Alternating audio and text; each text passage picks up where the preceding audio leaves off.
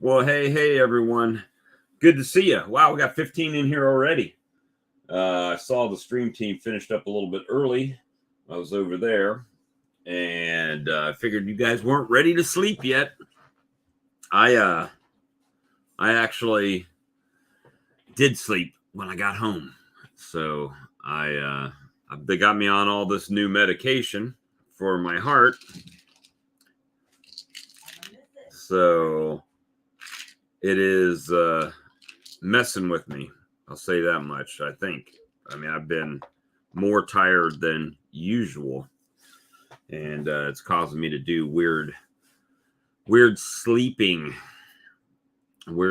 stuff. So at any rate, I figured you guys wanted to hang out some more.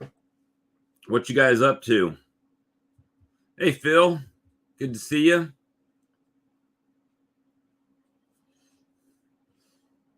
So, yeah, man, been doing some stuff I really didn't get in the bees today. I've got some things I need to be doing for sure, but I did not get out there and really mess with them. I need to get some foundation in some of them. I'm trying to let them really lay up the the colonies. So I have, if I need splits, I can take some resources. I've got my breeder queen there that I need to go ahead and, I call her my breeder queen. She's the queen I am breeding from. She is not necessarily a breeder queen. Hey, Stuffy. And hey, Robin Hood. Good to see you.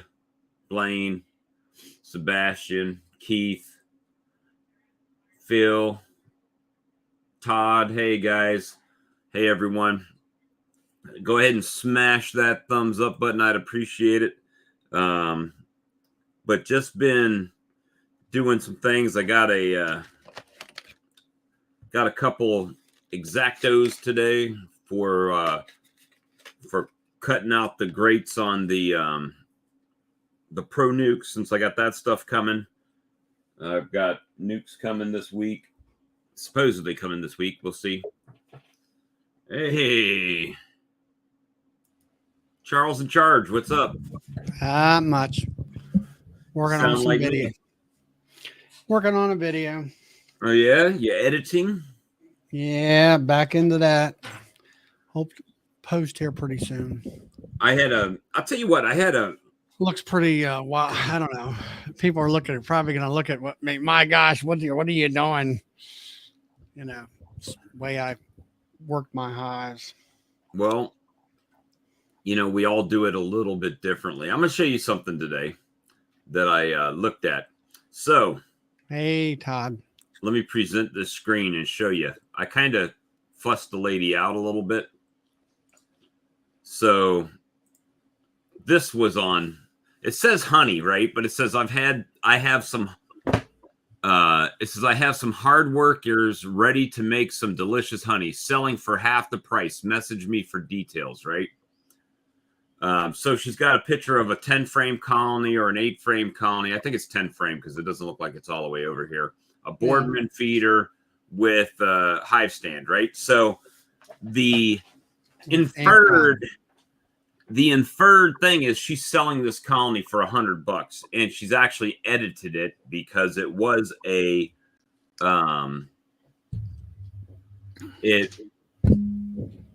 was a different details, and I fussed at her because when I called her, I was like, hell yeah, for $100 I'll take a 10 frame box, lid, bottom board, bees, the whole thing for $100. I'll go get it, no problem.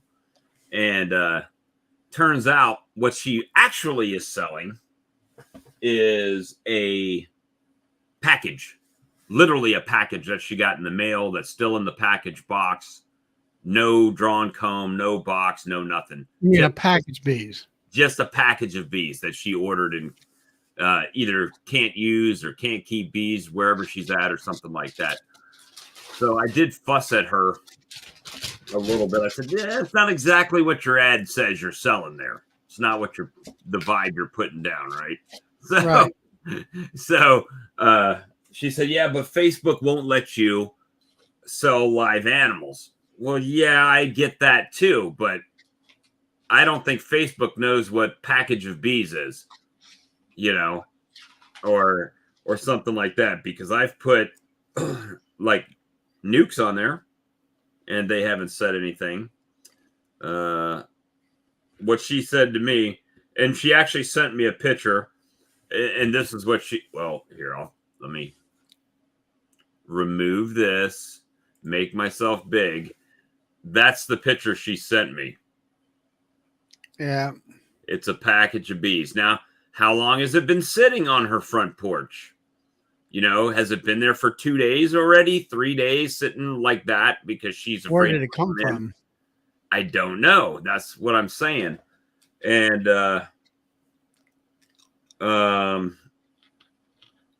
and I said, how many do you have? She says, 1 newly mated queen and 3 pounds of workers. I said, oh, a package. She's like, yeah. I said, it looked like you were selling an established colony. And then she sent that picture. She said, yeah. I said, yeah, a package. Let me know. Not what the photo on the post showed. She said, well, Facebook would flag my post. You're not allowed to sell live animals. I will let you know. So I guess someone else came and picked it up, which is fine. Because I didn't need bees. I don't need bees. That wasn't the reason I was calling her, right? Or I didn't even call her. That wasn't the reason why I messaged her. Because don't need bees. I wanted the box and everything else. And if it had bees in it, well, that's just a bonus. But yeah, I'm not. Nope, never bought a package on my own. Not planning to really start right now with packages, but yeah, that was it. So you've been editing video, and your video is it's like all these hives behind me. I went through them the last 3 days and took the winter coverings off and entrance reducers, and I turned them into single brood chamber where I got 2 mediums for the brood chamber and a queen excluder and at least 1 honey super, if not 2, depending on the hive. That last hive in the row out there, usually when I go through my hives over the years, it's always been they're up in the first 2 top boxes, and the bottom box might have a little, a handful of bees, and everything else is clear. Flip them around probably.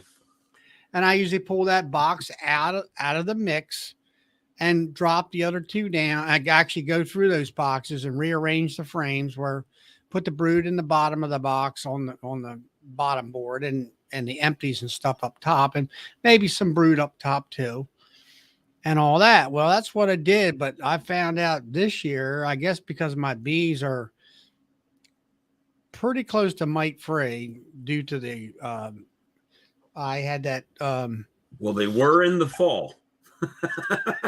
yeah, BIP said it was, the National Honey Survey came back and it was 0.2 mite infestation, which is less than 1%.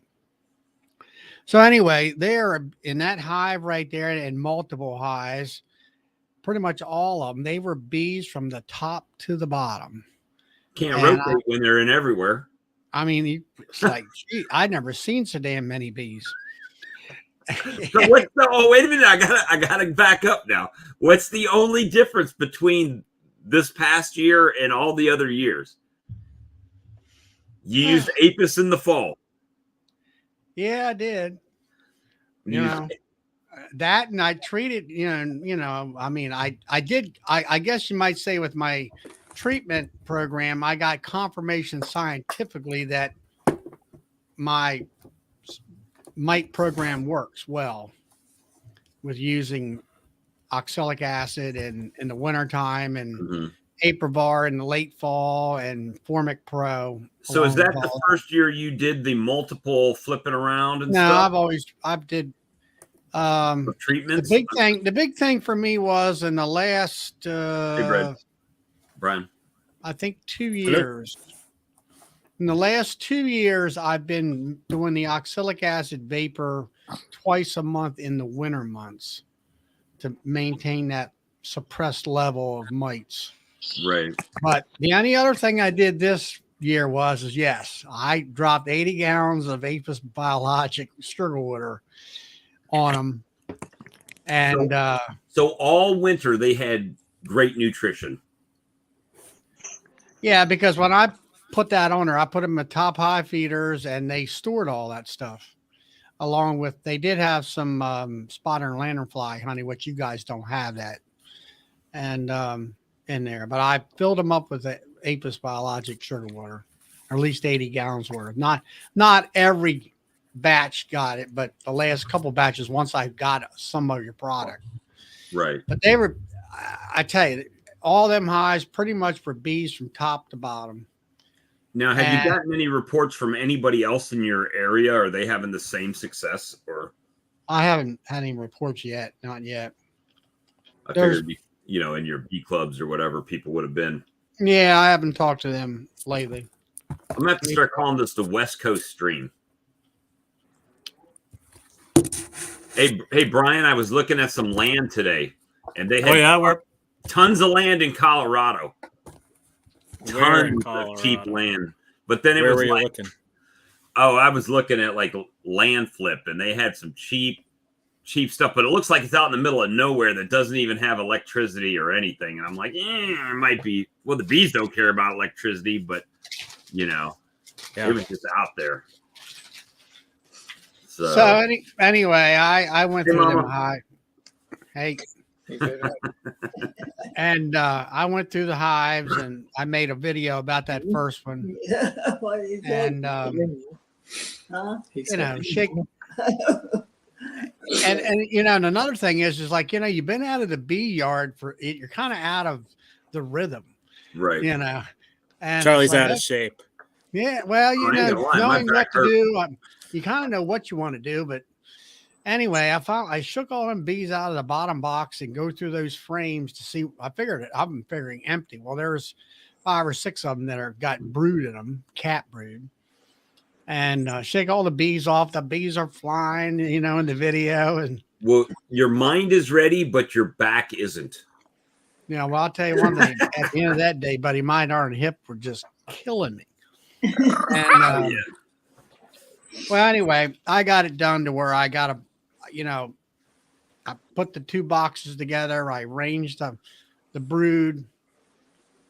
And I always like to, what I usually try to do is have boxes in the back that are completely clean and all I'm doing is scraping the burr comb and crud off the ears and whatever, and putting them back in the hive, and then restack and trying to get it back in order So for the bees. you couldn't take bees off. I mean, you couldn't do rotations then, right? So you still have 3 mediums on there, right? So what did you do? Did you add another medium?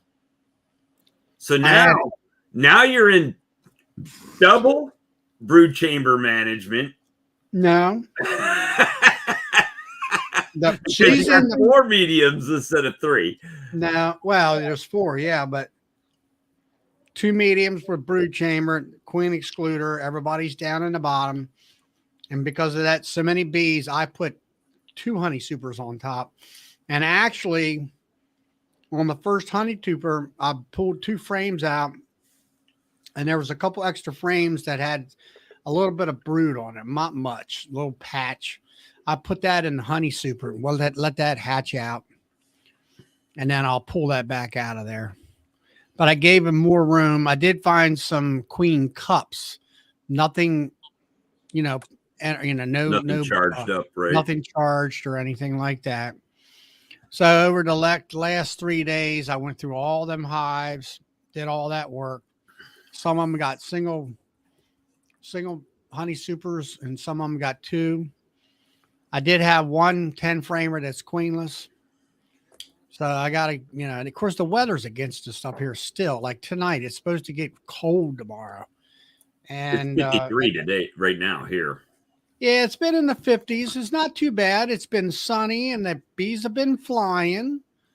And there's some nectar, and some things are starting to bloom a little bit. But like tonight, it's supposed to get close to freezing, or it's like 35 or something like that.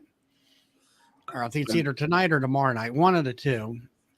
And then it's supposed to get warmer by the weekend. Of course, it's going to rain, 70 degree and rain, like we really, need to rain when it's 70 degrees out.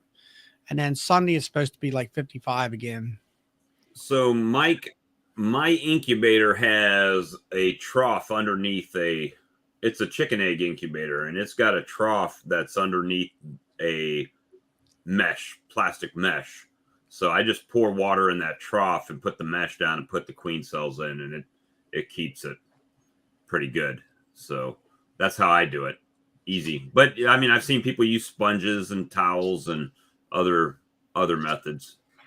Little tray of water or something like that in there. Just depends on what kind of incubator you have and, what you're doing, I guess. Forgive my ignorance. Why do chicken eggs need the humidity? Same reason. Okay. Same reason. It just keeps them, I think, a little bit softer to help them peck out, right? Well, and it helps them rotate in the shell, because as they're pecking, they rotate in the shell. And if they're too dry, they get stuck in the shell and they can't peck out. Thank you. They actually rotate their bodies all the way around to peck that shell out. Just like a queen bee does when she's chewing out. Otherwise, you end up with this. Yeah. Dead cell. And too much, because I used to raise chickens constantly for 4-H shows, and too much moisture, they actually drown in the egg, because the eggs have pores that absorb the moisture. Right. So what's the ideal humidity? I used to keep it like 55, in between 55 and 60. Mm-hmm. Which really is not too undifferent to queen bee eggs. Right. Mm-hmm. Or queen bee cells. So I try to keep mine right around 60. We would raise the humidity like the day before they hatched, and that would help. That way you wouldn't take a chance of drowning them in the egg, and then right before they go to hatch, you raise the humidity up, and it helps them out. Huh. Philip, what you got going on down there in Tejas?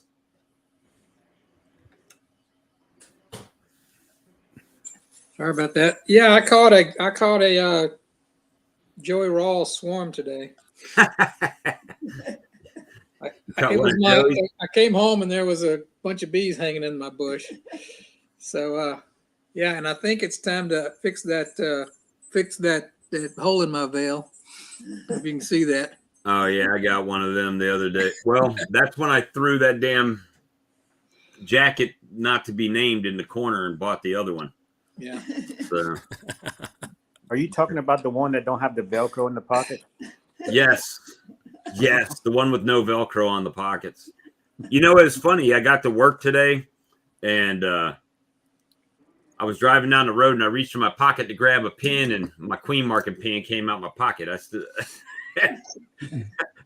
It was in my work pants today, so it rode around. Yeah. And I went through the all color for those. this year? What's I that? missed- What's the color for this year supposed to be? Red. Red. Okay. Mm-hmm. But I went through all them 12 hives of mine there, the honey production hives, and I got through. I got 12 of them there. I got 11 of them, and some of them had some queen cups, nothing charged, no queen cells, nothing like that. I got on that last one last night, and it was another real strong hive, and that was the only one. It had a darn cap queen cell in there, and some cups and stuff, and some other ones that were charged, getting ready to swarm. Other than that, but You got plenty of brood and stuff to pull and make a split with now.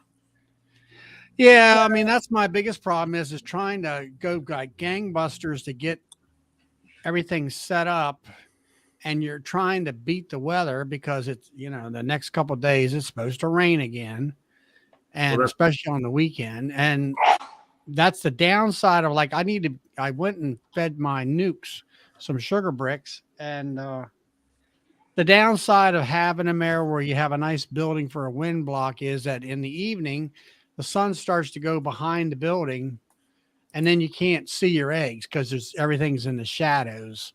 My friend Charlie tells me to use one of these, and it works really well. Yeah, well. So, but it's cold, but it's also cold. It's not, I like it where it's around 60 degrees. I feel like the bees do better. But that was the only queen cell that I've seen, in my hives so far. That's So I got them just in the nick of time. So here's a question for you. How do you feel about those? I mean, hey, thanks, Mike. How do you feel about the cells that you find in there? Is that one that you would later requeen with a grafted queen, or would you just leave that queen the way it is in a new colony? I mean, I've heard mixed review. I mean, I don't think I can graft better than the bees can make. Is your question regarding the quality of the cell or the swarmy genetics? Yeah, the thing is that, now that I've gotten on this grafting kick, I saw on Stream Team, they're like, step away from the grafting tools, I think that was you, Philip. Somebody was like, step away from the grafting tools. Like I did, right? So I grafted what I needed, and then I put a queen in my starter finisher. So now that's a colony. And I didn't graft extra for like other people and stuff. I just grafted what I needed for mine. But with the genetics, first of all, they were swarmy, right? So that was a thing. They were trying to swarm. And so is that one that you would requeen, or would you just let her go ahead and make your own split off of? I know it in the past, I've just made a split off of it. That's what I was doing. So I didn't know. I'll use a swarm cell if I have to. I mean, be honest with you, that last one, I wasn't thinking. I was just rushing, and I, scraped it off. I'm like, wait a minute, I needed a day. So many hours later, it's like I could have used that cell in that one that needs a queen over here. Right. Dummy me. I've done that too. And the other thing that I've done is when I found a cell, I've just scraped it without finding the queen that's in the box first, right? Did they make that queen because she died and they just needed something emergency? No, this one here, I found the queen. She was marked, so she was still in the box.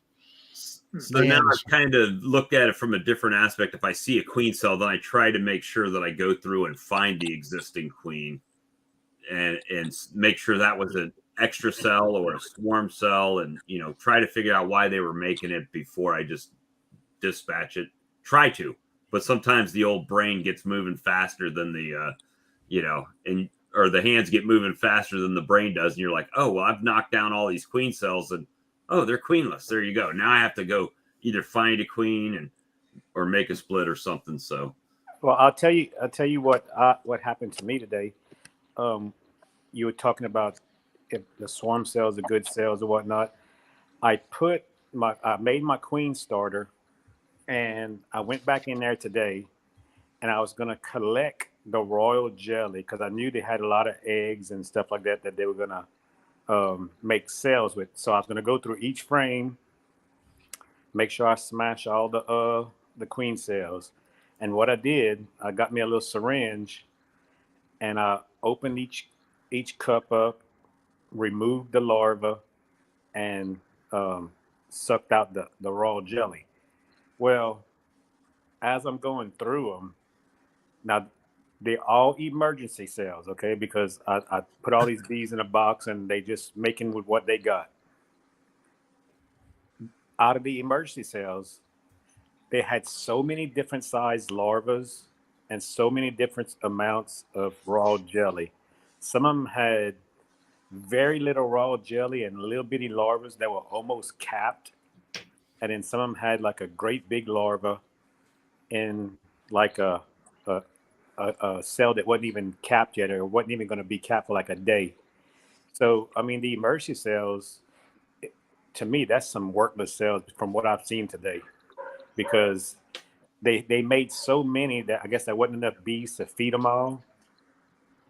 And or are they just doing it because they figure they need X number of queens to be successful? But I went into another hive. I was going to pull some more nurse bees and add to my starter hive, and I ended up finding some swarm cells. So I made a few splits, but when some of them I tore open, the swarm cells, when I pulled them apart, and those swarm cells had 2 and 3 times as much raw jelly in them than the emergency cells that I had made. Well, when I sucked it out with the syringe, I mean, it was just unbelievable, the different amount in a swarm cell. But you're only talking like 2 or 3 cells a frame, where in the emergency cells, I had some frames that had 10 or 12 cells on a frame on one side. Hey, Brad, I heard somebody say, it may have been Lawrence Henderson or whatever, but he was saying that you should always knock down those first cells they cap, those real short, stubby ones. Mm-hmm. He says because more than likely that was like a 5-day-old larvae, and it's going to also hatch early, and it's going to sting your good cells. So if you knock down all those little short, stubby ones that are capped real quick, you'll end up with the ones that were grafted from the right age on the emergency side. So yeah, you go back like 4 days after, you'll see some that are capped off and some that aren't, and you cut back those capped off ones. You're just cutting the oldest larva. The worst quality queens are going to be the first ones to come out because of that calendar. So I agree with you, Philip. It's called it's like a walk away, walk back split, right? Walking back to cut the ones that are capped first. I think sometimes, and I don't think it's reliable, but sometimes the bees will do quality control as well. They'll tear down some of the crappy ones and leave the best ones out. But I wouldn't rely on that strategy for you to get good queen cells. I think they're just throwing numbers out there to make sure they get a queen back. And then we've all, at least I've seen, I imagine you guys have seen it too, to where they'll let that returning queen lay up a small pattern. Then they'll ball her and make a new cell off of her eggs that she laid. Yep. So I think that's hey, we just need something now. Get us some eggs. We'll make us a better one and knock her out, right? So that's a decent strategy. I think it just takes a long time for the bees. I mean, you're looking at over a month for that transition, right? Mm-hmm. But I ended up getting a lot of raw jelly from doing all those cells. I got a whole like I think you call it 3cc syringe, and I put it in the refrigerator. That's what I'm gonna use to prime my cups with when I go to graft. The Good idea. I was at Michael's today when I was buying this X-Acto knife, and they had little, I call it a wax mold. It was in the soap mold section, but it was the hexagon with the bee and the honeycomb print on it for like $8, and you could do like 6 off of it. So I didn't buy it. I thought about buying it after I was in the vehicle getting ready. Bob, I think I have that one. If you get it, you got to be careful because it's not, the bee goes down. So when it sits on the ground, the bee part lays higher up than the other part. So each one was like tilted. So I had to lift up the side to make it level. So when the soap I made in it didn't have a crooked top. So just be careful when you put it down that it doesn't do that. I'll have to check it out. I was thinking about making some of those swarm lure wax blocks. Oh, that'd be cool. Yeah. So in that shape. In that shape, right? And see how that works out. I bought some of this Chinese wax in case I ran out of wax for my frames. It's just beeswax pellets. That's expensive that way, isn't it? No, actually, it was cheaper than buying wax blocks. So 2 pounds of these pellets, these ones, were $12. So it was $6 a pound. Yeah. So most beekeepers are selling theirs $12 a pound. That's $2. That's 2 pounds in that bag. 2 pounds, yeah. Okay. Yeah, that is cheap. At least I think it says 2 pounds in English, but it's got a little Oriental writing there, so I have to assume that says 2 pounds as well on it. But I bought 8 pounds, right? So just in case beeswax, but I've got a pretty large amount in my crock pot right now.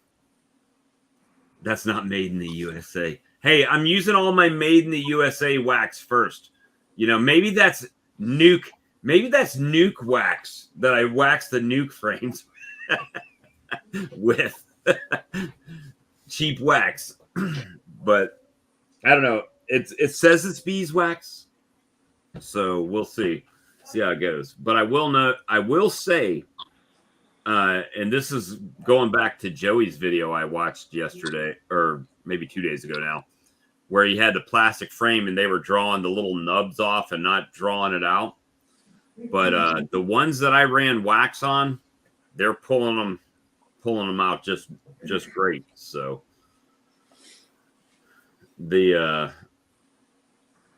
I check all my single brood chamber managed videos and they are working good. Yeah, who was it?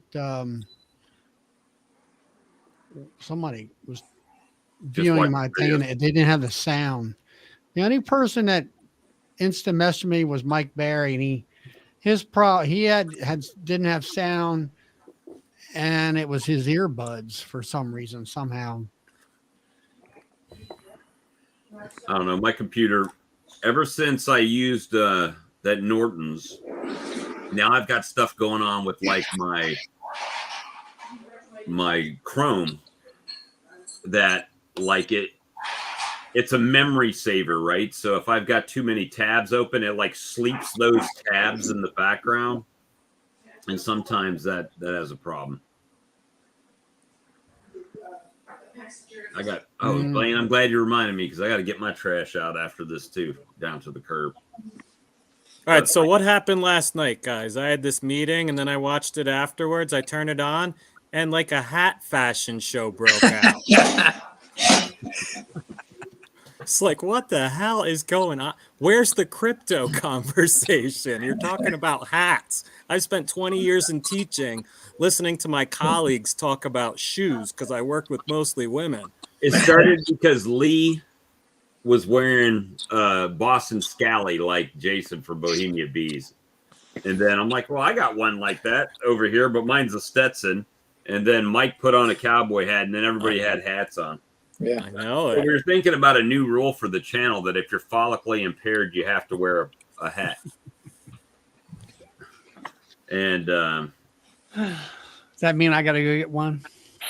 you're gonna. You have to buy one before long. But the I got a Sawmill Charlie hat. and we were just having a little bit of a fun time there last night. But I'll tell you what, man, these doctors, I think the VA's mantra should be med till you're dead, because it's like, oh, well, you know, I had that monitor on, right? So this was the first time I went back to the VA after the monitor.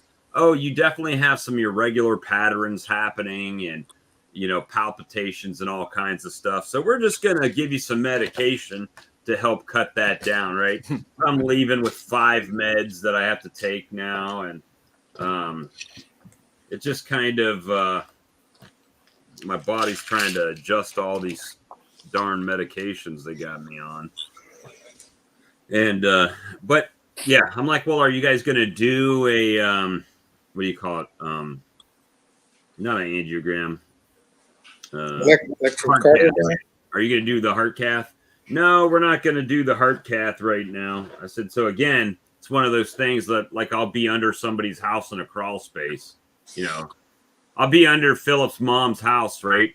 In Louisiana, doing something. Okay. It's slab on grade. Sorry. And start having a heart issue, right?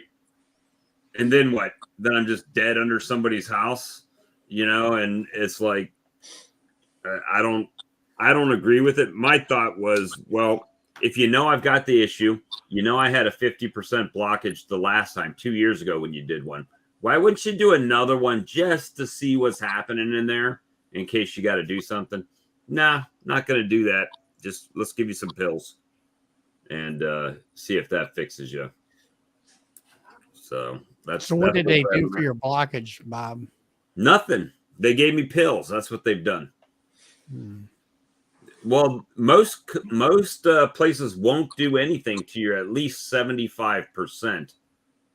Yeah, that's the darn insurance companies telling them. Yeah, I mean, and that's I'm at that gray area where I'm like in between 50 and 75.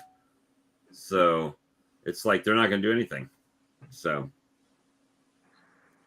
Bob looked like the Wicked Witch with his legs sticking out. Yep, that'll be it. I'll just be, or I'll be in a beehive. I'll just be slumped over 10 frame deep with no lid on it, getting stung to hell because I done collapsed on top of my single brood chamber management and getting stung up.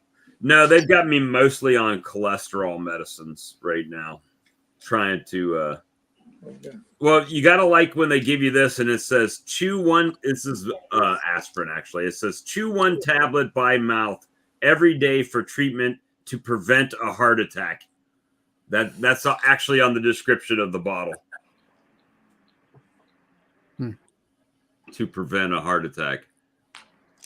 So, okay, we'll do that. And metropolol. Yeah, I do. I take that. Satembi or something. That's metropolol. You have a fast active heart? Yep. That's the same thing I take. Yeah, I'd take that. Then they got me on isosorbide mononitrate and atferstatin. And this is the one, this is really the new one. He called it Zeti, but it's Easy Zet. I don't know. Yeah, I don't know either. Whatever. He says it's supposed to help with, they already had me on one cholesterol medicine, but it's supposed to help knock that down. So we'll see. We'll see. They still said even on the cholesterol medicine, my cholesterol was too high. I'm like, well, you know, everything we eat down here is fried, right? Fried chicken, fried pork chops, fried. I'm like, fried fish, fried. I mean, what is not fried anymore?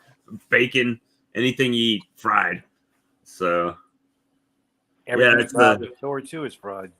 What's fried that? Everything you buy out the store is fried and frozen. Yep, that's it. And so yeah, they fry it, they freeze it, then they tell you to bake it. Yeah, fry it, freeze it, then bake it. Yep, that's it.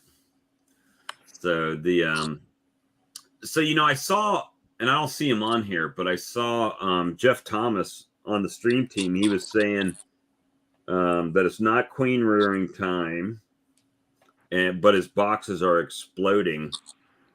I would have just added more space, right? Checkerboard them, add more space. Let that queen, if she's exploding, let her go ahead and lay more up. So when you do your splits, you can do strong splits or more splits or something. Or you can Hey, equalize. James. I got you packed up there, buddy, and I put you something extra in the pack. So just for you. It's healthy after you bake it, right? So yeah, Lee, you just baked up a tray of bacon. You know, I'm sure that grease that bacon was sitting in is just as healthy being from baked bacon instead of fried bacon. Well, that grease that drips off, you're supposed to put that on your dog's food. Oh yeah, I've done that before. Give them high cholesterol. Hey, I mean, you can take a cheap dog food, and if you put bacon grease on it, they think they're eating filet mignon. Mm-hmm. I used to do it with my chicken eggs. When I had too many chicken eggs, the older ones, I would just scramble them up in a pot and pour them into their dog bowls, and they would tear it up. Yeah, we do that all the time. Because we have a lot of chickens and we have extra eggs, and they start to get a little old. We'll scramble them and give them to the dogs, or fry them and just give them each a fried egg or something. I went in there to grab some chicken eggs out in the middle of the day when I got home from work, and I looked in there and there was a hen sitting on them. I'm like, nope, you can keep them ones. I'll just get rid of them when you're done with them. She was broody. Those got extra protein. Yeah, you reach in there and get. Yeah, they're gonna have blood in it when she pecks the crap out you. Try. Well, let me explain that. What is a broody hen? Is that one just sits on eggs or what? Yeah, sitting on the eggs. She thinks that they're gonna hatch, but I don't have a rooster, so there's no way they're gonna. Yeah, well, in that case, once she sits on them for a couple of days, they just get like runny. The yolk will get runny on them because they start to like rot inside the egg from the heat. I just take a stick and jab her till she gets off the it don't work. You got to pull her off. Nah, I've done it, Brad. Yeah, I've done it. They'll walk around mad a little while and get right back on the nest again. Yeah, but there's no eggs on the nest now. Oh, well. But you got to stop her because they can ruin the eggs. After about 12 hours, they can ruin the eggs. I had a brief stint with chickens, and you have to take her and dunk her in ice water, and that'll stop her from being broody. Hey, so what would happen if I went down to Tractor Supply and bought a bunch of chicks, because I need to get chicks to replace the ones that the coyotes got, right? So I got a bunch of chicks, and she's sitting on these eggs, and when she comes back, I blocked her out of the house. I've taken the eggs out, and then when she comes back, there's just like a whole bunch of baby chicks in there. I wonder, would she accept them, or would she start fighting? I don't think she would if you would do it while she's gone. Now, if you take them and put them underneath her while she's on the nest and just put them one by one, then I think she would accept them. But just coming back to the nest, because I've done that before with, like, if I had two hens setting and only a couple hatched out of one nest, I would take them and put them all with one, and I just stick the little chicks up on the other hen, and she would accept them. So if they're already hatched chicks, then probably not. Well, no. I'd have to put them in the brooder and. No, you could take them, and I'm saying take the live chick and put underneath her while she's on the nest, and just let them and just watch her for a few minutes, and you'll be able to tell if she'll accept them or not within a minute or so. Yeah, she'll puff way up if she's not, right? She'll be mad. Well, that's usually when I'm going in there to try to rob them eggs, and she's like puffing up, getting mad at you. Yeah, because I used to have a bunch of them that I would incubate, and then I'd have one hen that would be sitting on some, and when they would hatch, I just put all the chicks with her. That way they would stay warm, and they would just do better if they had a hen with them. Well, I did that. That's why I have my chicken egg incubator, right? And I ran like 2 rounds in there and ended up with like 15 roosters, bro, running around my yard. I tried to give those roosters away. I put them on the Facebook page. Just like, hey, free rooster, just come and get it, right? If you buy chicks at Tractor Supply, you're going to get over half roosters. Yeah. I mean, I was lucky. The first chicks I ever bought, I only had 1 rooster out of the whole batch, and now I had all those that I hatched out and about a third of those were roosters. And Well, usually if you buy out the section that says pullets, you'll get all hens. But if you buy the ones that say straight run, well, then you got a 50-50 chance. and they, I ended up, nobody wanted to get them, so I ended up having to cull them. There was just too. My wife would come out in the yard and they would be running after her. They wouldn't mess with me. I would just. Well, I had one that would like come at me, and until I kicked it about 3 or 4 times, and then Did you eat them? Huh? Did you eat them? No, I didn't eat them. Man, rooster. You got to cook them a long time, but they taste pretty good. They fertilized my garden. You know, and the funny thing I will say is my property is primarily sandy soil, and grass doesn't like to grow because there's a lot of shade and everything in it. But after having the chickens where they were just out roaming and pooping wherever they wanted to poop, I've got a lot of like green grass, even in my hog pen that doesn't have any hogs in it anymore. There's tons of grass coming up in there now. Nice green grass. And I think all that nitrogen. And I think the, you know, for some reason, the doggone chicken scratch, it has seeds in it, and it really will grass up too. Yeah. So chicken scratch is a cheap grass. I don't know how hardy it is, how long it'll last, but it does grow up. I had ducks too, and I preferred my ducks over my chickens. I mean, my wife didn't like she wouldn't like the eggs, but she'd use them in baking. But they were pretty good. I would just they were just walking around, running around everywhere, and there would always be like a clutch of eggs up near the house, like wherever they decided to drop eggs, there would be a clutch of eggs, you know. Larimore says he knows how to sex his baby chicks. Well, supposedly the wings, right? There's something with the feathers that are different on the males and on the females. I just was going for numbers, right? I was making too many eggs. 2 chickens makes plenty of eggs for what we need here. But when we had like 14, 15 hens, man, I'd go out there and have like 3 dozen eggs or 2 dozen eggs. You know, when I'd go out there and check it, I was filling up an 18 pack every time I go out there at least. So I had a local church that I'd say, hey, you guys got anybody that maybe is a little bit, you know, down on their luck or something that might be able to use these eggs? And they would come over and I would give them like flats of eggs, right? Here, give these to them, or use them at the church, or whatever you want to do. Have your breakfast on Sunday morning, or whatever you want to do with these eggs. But dang, how many chickens did Lee have? He said he buys 700 pounds of chicken feed every month. He had like, I think 70 something. Wow. I don't feed my chickens that hardy. They get a scoop. Well, I got 2 chickens. I get 1 scoop, and that's what they're getting today. My problem was my chickens after about 2 years quit laying pretty much all together. So they were just pets that you had to feed that nobody cared anything about. Right. Well, mine still are laying a little bit. They've been in there. Well, it takes them 6 months before they even start laying, right? Right. So they're doing great at a year, and then 6 months later they start winding down again. And Philip, do yours lay throughout the winter? I don't think it. Well, we don't have much of a winter here, so yeah, mine do. Not as much. Ours shut down from like November to March, and we don't provide any extra heat. And I think I think they have so many eggs in them, right? And because we give them the break in the winter, we've never had a chicken stop laying. Of course, they haven't lived to very long because we have predators get them at 3 or 4 years usually. So there's that too. The other thing is what I noticed with mine, if they stop laying, like for some reason I'll go there and there won't be any eggs for a couple of days, I'll go to when I'm at the grocery store, I'll just get a couple extra heads of lettuce and throw them in there.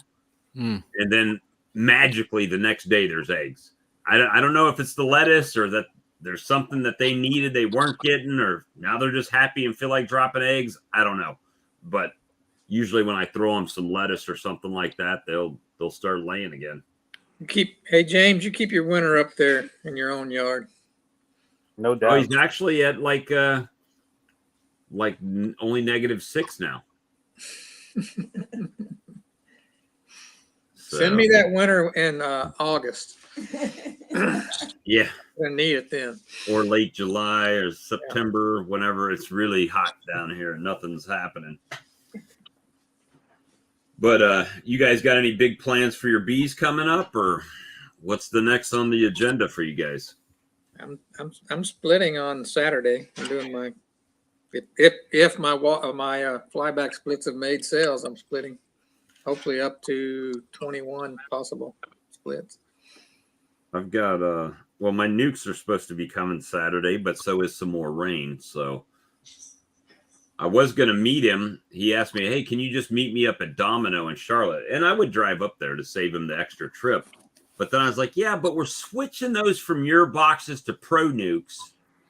I don't think Domino would be that appreciative at the sugar factory if we're opening up 20 nukes to swap over to other nukes at the sugar plant.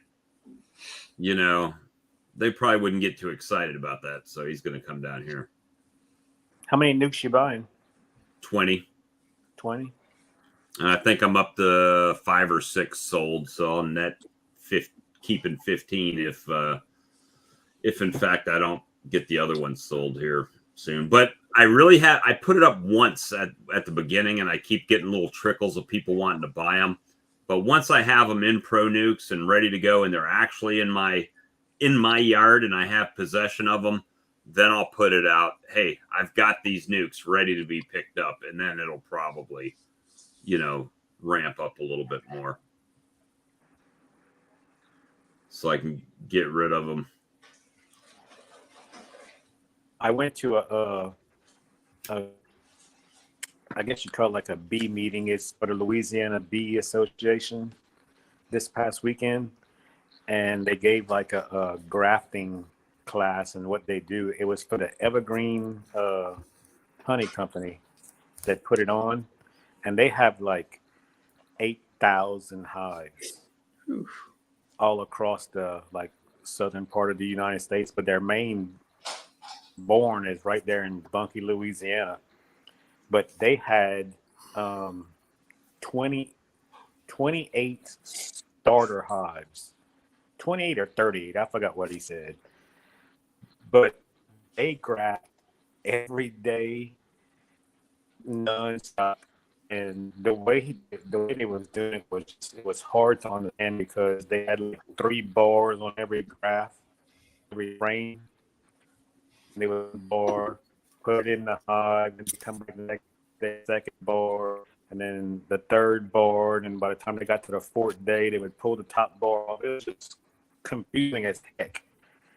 But he said when he grafts, and he grafts, they get like, he told me they made 120,000 queens last year that they grafted.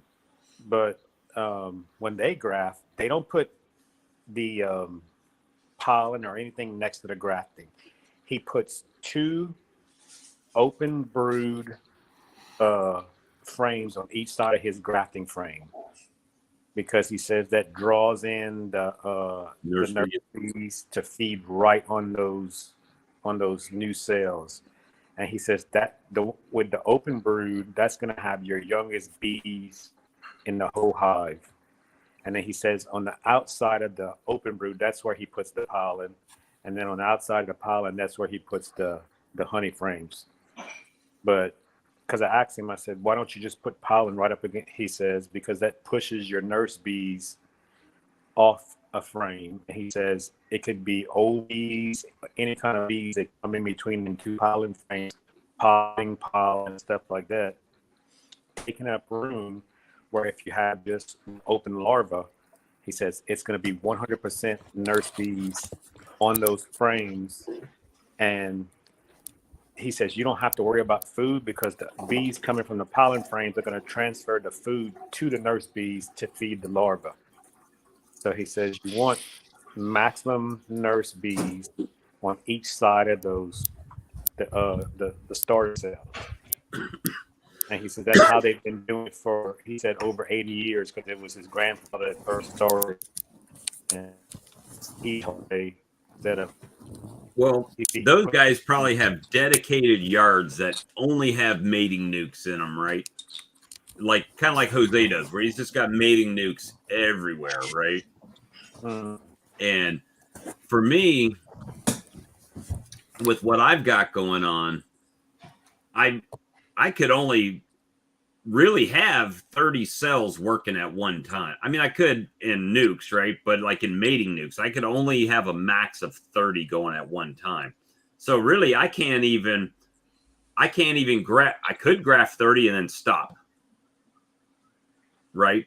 Because I've got to wait on those to hatch out, come back mated. Then I got to have somewhere for those 30 queens to go. And Brian has mentioned this before. That's when it gets tricky, when you're starting to pull queens to sell, and then you got these 2 don't have a queen, but those other 8 have queens in them still, or those are virgins and these are mated and those are sold, and then it becomes a little bit tricky. But the way that I've got it going now is because of the way that I've kind of done 10 or 11, then I've got another behind them that I'm basically using everything I've got at that one time, moving them all at one stage, right? And then when I go back, all these should be virgins. So if they're laying, okay, now I can pull those and move them. And I just kind of have been cycling them. And that has worked well for my situation right now. But I don't know how those guys do it as just constantly boom, boom, boom. And first of all, they have several people that are checking these too, right?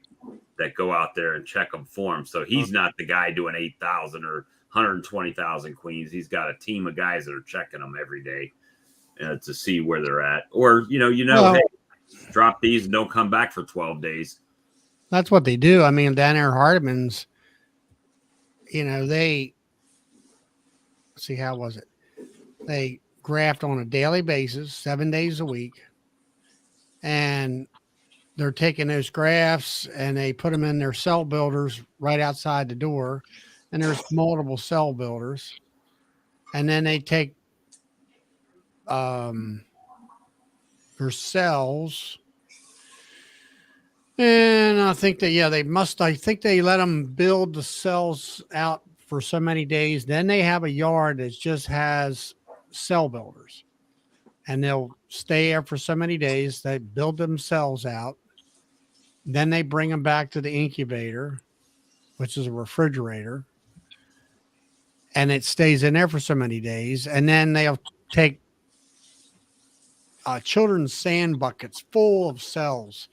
And they take them out to the yard where they're going to have 1,000, 500 to 1,000 double mating boxes, have cell on both sides of that mating box with a couple bees or more in there.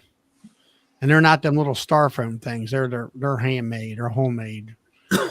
And that's like you said, they don't have just one person. They got 6 people, 6 or 7 people out, and that's all they're doing, going down these rows one after another. In the mornings, they're harvesting the queens, putting them in cages. That afternoon, they're putting cells in and all that stuff. Michael asked me how many yards I have. Technically, I have 2. I've got the my apiary here. Then I've got the chestnut that I can put bees on. But I have basically 2 yards within my yard, right? I've got my main colonies on the side, but at the back of my property, which is not really that far apart, but that's where all my queen mating stuff is. So yeah. And then, you go through and you check, well, that cell should have hatched out, but it's dead. And now you're adding another cell. So, but that cell that you're adding is from the next graft, right? So now it's like the timing is off on your thing. So If you're doing them every day, you could technically have 7 different locations, and this is a Monday location, Tuesday, Wednesday, but you would have to have 14 because it's going to take you 12 days for them to come back mated, right? So you'd have Monday 1 and Monday 2. The first one you start it, well, all of those are coming out on a certain date, and then Tuesday's coming out on a certain day. All of them are coming out on different dates. So at least if you're running the incubator, you can pull those cells and mark your little. Well, that's the thing. If you're only grafting once a week, like I do, and Bob, you do, and all that, and then you have an incubator, which is kind of like a holding tank, it spaces all that stuff out. Now, how long have you left them in a roller cage after they've? Well, you haven't. You've been giving them cells, right? Or have you been letting them hatch out? I'll take them into incubator, let them sit in there for 5 days. See, that's when I get spooked. Is once they've hatched out in my roller cage, how long can I keep them in the incubator in my roller cage before they die with no attendant? Right? I mean, they do have honey in the bottom, right? Now, there's one thing that the guy up here in Pennsylvania talked about, and he'll let them hatch out. And of course, I think you take the original cocoon out. I mean, it's got honey and in one of these and don't you put in a plug in the other end? I do. So that way you don't when I get them out of when they hatch, that's what I've got, right? I've got a cell hanging in there and the end's been opened up. She's out in here. I just pull this out. Then I take her out, right? Mark her, put her back in, and then I'm plugging the end with one of these dealy-doos, right? And now she can't get back in her cell and kill herself, but she can get to the honey that's in the cell in the bottom. Right. But now, there's no water. Do you leave it straight up or do you lay it on its side? I've been leaving it like this, and she wants to climb back to the top. And like the ones I had the other day, after I marked them, they'd climb up, then they would fall down, then they would climb up and fall Start down. laying them on their, he said to make sure you lay them on their side. Just lay them on their side like that? Mm-hmm. And they will survive better. Maybe about a week. Yeah, they'll stay in there for a week. Fall. Huh? They'll climb to the top and then they fall. They climb Mine to the top and they fall. Yeah, well, they just hatched out though too, so they probably weren't the strongest. Well, Ed told me that he lays them on their side and he'll spritz them with some water. You know, you can. That's why I use cells. I don't have time to run queens out to the bee yard. I can drop a cell a few days before they hatch. Yeah, it does give you a window of opportunity. So I've done both. Like, yeah, I've been doing cells where you go out there and you put them in the 2 framers, and then I've been writing on the lid. They're supposed to hatch on this date, and then usually that day or the next day, I'll go out there and check to see if they've hatched. If they've hatched, I'll look for her and find her. And try to mark her then, right? But then I'm fighting and looking for her in hundreds of bees, right? That's why I'm going to try the virgin method this year to alleviate all that extra time and all that. Yeah, swarm cells are not. I mean, we talked about that earlier. It's not a bad thing, but the other part of the swarm cells is that means you're waiting for your colonies to be ready to swarm. And if you're not on your game, you're going to be picking swarms out of your bushes and trees and your neighbor's house and 2 miles down the road and 30 feet up in the tree and everywhere else. So that's called a Joey Rawls split. A Joey's and no. We like to refer to that as a natural split. Oh, natural split. Okay. Bob, where did you get that little bar you had your roll cages on? Oh, this thing right here? Yeah. I made it. So these little pieces of wood, you get a 6-pack of them at Walmart for $3 in the craft section. And this was that, what did I do with it? You know those Chinese grafting frames that you can get off of Amazon that break in the middle, that they come apart in the middle? I just hot glued them down to the wood piece so it would hold the roller cage up. It just so happened that this piece this little nub that they got on these rails fits perfect in the back of a roller cage, so it can stand them up. Now I can't put them side by side; they won't fit side by side to each other. But if I put one every other bar, it works pretty decent. So, and it even says, look right on it. It says China bees. But it's you found that on Amazon? Yeah, it's the ones that come. You have to look. There's a couple different ones, but they come on this yellow bar thing here. And the whole reason I bought this to begin with was because, look, it doesn't have dog ears that you have to trim off, right? And what we found out is holding up a top bar, this is just as wide as the dog ears coming out. So it didn't really fix that problem. But that other grafting bar that I found at Blythewood Bee Company had no dog ears on it. It was perfect. So I just took those apart, right? It has 4 bars, so I split them in half, so I was able to make 4 of those stands, so I can basically have 16 cells in my incubator at one time with what I got now, right? With what I actually had already bought. So, because I just finished making me a warmer like what Charlie has with the refrigerator and the stuff like that. I made me like a honey warmer with a refrigerator. I'm using the top as an incubator for like queen cells and stuff. Yeah. I found a thing. It's $100, but it's one of the commercial, like you would find at a convenience store that sits on a countertop that would have like energy drinks or something in it, sodas. And they had one of those for $100. And I was like, I don't even care. You don't even care if it works, right? It's like, hey, it's insulated. Matter of fact, if it didn't blow cold, it would probably be better because it's still, the fan is going to circulate the air in there naturally, the refrigerator fan, even if it's not blowing cold air. And then you got the lamp, so you can use the natural fan that's in there for the refrigerator, but use the lamp for the warm. So you might be able to work it that way without buying everything else you need to go in there.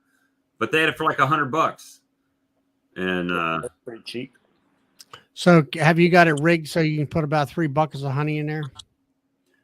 I got it for like 2 on the bottom, and then I didn't try to put 3 on the bottom, but I know I can put 2 on the bottom, and then I got the other shelves for like my jars and stuff. Yeah. check this one out. Yeah. Now the one thing that I noticed on mine is that I put 2 buckets of honey in my bottling tank. Okay, that's cool. $150, non-working displays. How many bottles of honey could you put in there, Brian? Well, if you got your honey heated, you won't have to worry about crystallizing. I mean, that's not a bad price, $150 for one of those. I think, was it DC made one like that? Or was it Direct Cut? He's got one. Oh, Dry Cut had a big Dry Cut one that he made. The only thing on that thing I just noted when putting these 2 buckets in there is that the way I got mine set up is I don't have a fan in there. It should have a circulating fan. Yeah. But anyway, you put 2 buckets of honey on the bottom where you take all the shelves out. And you know how always you have that little short meat tray, you put your lunch meats in. Yeah. I put that little short shelf in there to put my light on. And I'm able to put a bucket on top of a bucket of honey. Now, because it's higher up in the box, it's got a hotter atmosphere temperature there, which that bucket will be 99% liquid. Yeah. Maybe a quarter inch in the bottom might be crystallized a little bit. And then I found that, and I dumped that in my bottling tank. I said, okay, this is normal. And I had enough room that I could put another bucket of honey in there. And that was the one this other bucket was sitting on. About a third of it was liquid, and the other 2/3 was kind of like runny applesauce, where you had crystallization chunks in there. So, I mean, I went ahead and poured it in my bottling tank and turned the heat up a little bit for 24 hours, and it Grab a took drink. care of the problem. No problem. But that's the only downside of that is it's either you need to get the heat down, where the atmospheric temperature is equal throughout the whole box Well, cavity. I bought me one of them little square fans, Mm-hmm. and I mounted it at the top, and I mounted my light bulb at the bottom, and I got it forcing air down to the bottom. All right. So that might, I just kind of did a real quick, build. Like And you then say, you really need if you had a regular, like you say, like a regular light fixture that you can mount to the wall of the refrigerator, and that probably would work a lot better. I have seen it where some people put like a little false shelf to put the lights under the bottom. And then, of course, the heat rises and they got a fan and it blows around and keeps it. I guess the heat will be more equal throughout the whole box cavity. So it might work even better for you that way, for sure. Yeah. And I left the fan in the freezer to circulate air at the top. The original fan that was in the freezer, I just left it there, and I got another light at the top for heat for there. How did you rig the fan in the freezer to come on? You had to hook it up to that light somehow? Yeah, what I did, I just paralleled the light and the fan together, and because the temperature control I got has 2 stages, and I got 1 stage for the bottom with the fan and the light to come on, and 1 stage for the top for the fan and the light to come on. So you got one controller, but it'll work 2 different things.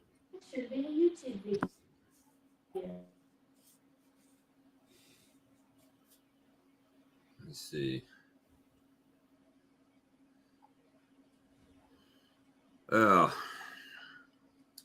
So yeah, now fighting the weather, between the job and the weather, man, it makes it hard to keep up on things. I'm gonna have to move out to Colorado on some of that cheap land in like one of those big travel trailers, right?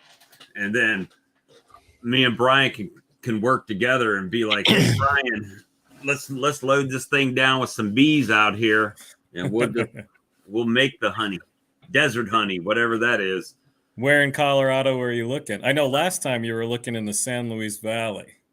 I was just looking at a site called landflip.com, and let me see if I can find the Colorado, this is San Luis. 25 acres for $47 or $47,000. Yeah.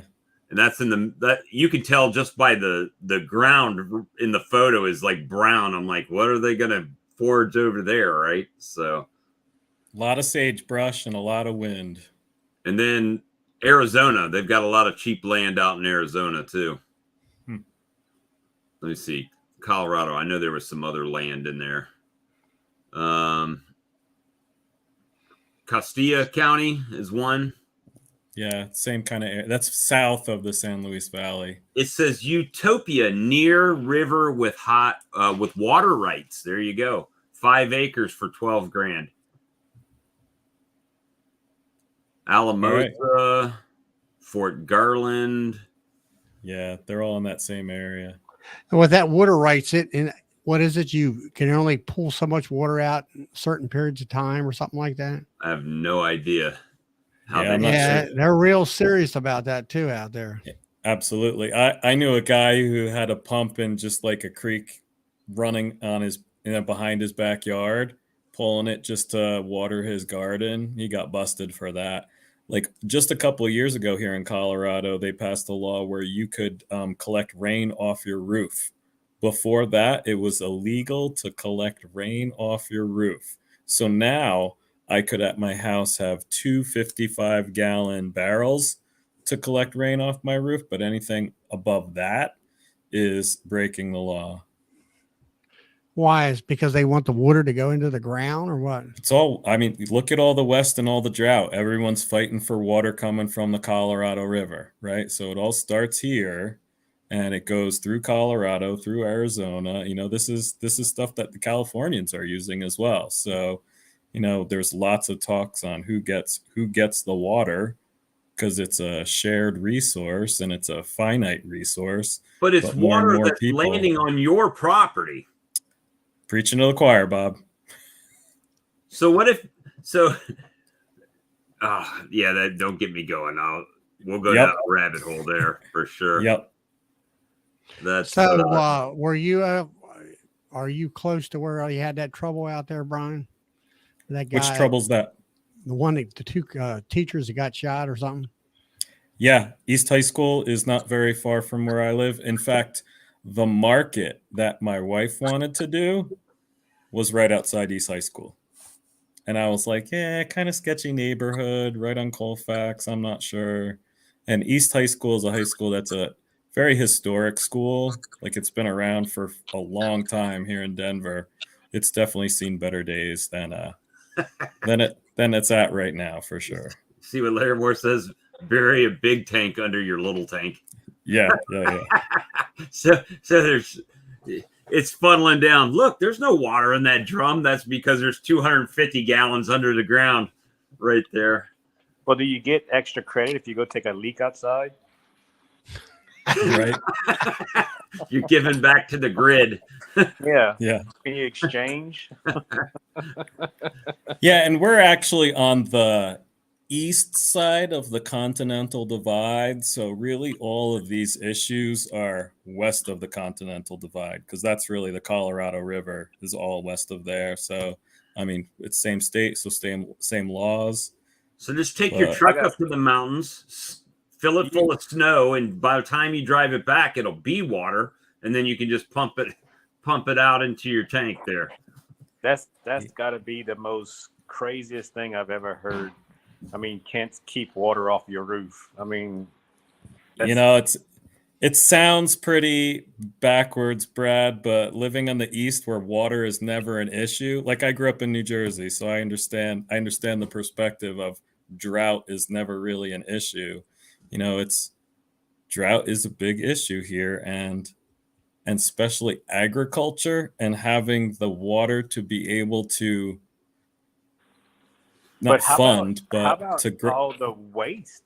I mean, suppose it doesn't rain enough to even make it to a ditch, to go to a creek, to go to a river. I mean, suppose it just soaks in the ground and then you've just lost it. Well, we have the mountains here, so we have snow. So that kind of prevents that. You know, we get that spring melt off. We're going to have some sort of spring water. So it's not always going right into the ground. We do have that benefit there. But it's just the fact of living in the West. It's just part of that dry, arid environment that growing up in the East, we never thought about until we got here. So yeah, I think it's pretty... Who monitors this? Here in my area, Brad, probably not many people at all. Now, out in Grand Junction, which is like the western side of Colorado, where there's a lot of agriculture and they get all their water from the Colorado River, I bet it's pretty serious stuff, you know, where there's the Orchard Mesa, where they grow lots of peaches. There's wineries there. These are industries built on agriculture. So those folks take it definitely very seriously. Well, like the guy that had the pump in the little stream, the cops seen that or something? Or yeah, what? and that's here in the Lakewood area. So that was probably the cops telling him he can't do that, or a neighbor who called him in for something like that, because he was the kind of guy who probably wasn't the best neighbor in the world. So he gathered attention. So what kind of fines is it if they catch you? I don't know. Yeah, never had to deal with that. And I imagine it would probably be different based on what you're doing. You know, if you're tapping into someone's water rights in Grand Junction, that's taking away from their agricultural water. It's different than just gathering water off your roof, right? It seems Uh-huh. really stupid. So you go to Maryland Yeah. and you're looking at 0.43 acres, 94.9. Mhm. So yeah, big difference. Now you can find cheap land out in like Texas too, but again, it's like in the deserts of Texas, right? It's not. It's like that's why it's cheap, because you can't Right. grow anything on it really, or you don't have road access or power or stuff out there, you know. Now, Southeast Colorado, I bet he deals with a lot of the things that I was talking about with Grand Junction, because that part of Colorado has some agriculture and it's very dry. I mean, you're getting close to New Mexico and Texas where he lives. So it sounds like he lives it a whole lot more than I do. Matter of fact, Maryland's so expensive. Picking on Charlie, Maryland's so expensive, they don't even put the price on some of their land. For like 1.5 acres, it just says only 2 miles from Deep Creek Lake, and then no price. Oh, you're out there in the tourist area. Well, yeah. But they do have one that's like Chesapeake Bay waterfront, That's a million. 0.15 acres, A million plus. 325 grand. Yeah. That's Well, the ground around me averages about $100,000 an acre, let's see what it is in Louisiana. and you got to have 2 acres. You got to have at least 2 acres to what, for the farm exemption or something? No, for a house. You know, in my county. Let's see. That's where you don't have sewer and all that stuff. Louisiana. Charlie, I was super disappointed in my wife. Last week, she and my son went to go visit her brother in Annapolis. And I was Yeah. like, oh, you should go call Charlie. You can go visit him. And she's like, shut up. Yeah, I'm about an hour away. Richland Parish, Louisiana. Hey Bear. So Bob, are you 50 grand. just randomly kind of looking around? Are you looking for a bee mecca kind of place? Yeah. Like, what's on your list? Something that would be conducive to having bees on it, you know? Yeah. And the thing is that South Carolina is 10 grand an acre, easy. And then That's dirt cheap. well, compared to you, yes. I mean, lucky, hey, you're lucky I'm not in your situation, because your brothers and sisters, I'd have sold mine out and bought twice as much land down south. Hey, Bob, it's about 10 grand an acre here too, unless you're willing to buy 200 plus acres. But yeah, then you can't afford it because of the overall number, right? 3 years ago, it was 4,000 an acre. It's more than doubled in the last 3 years.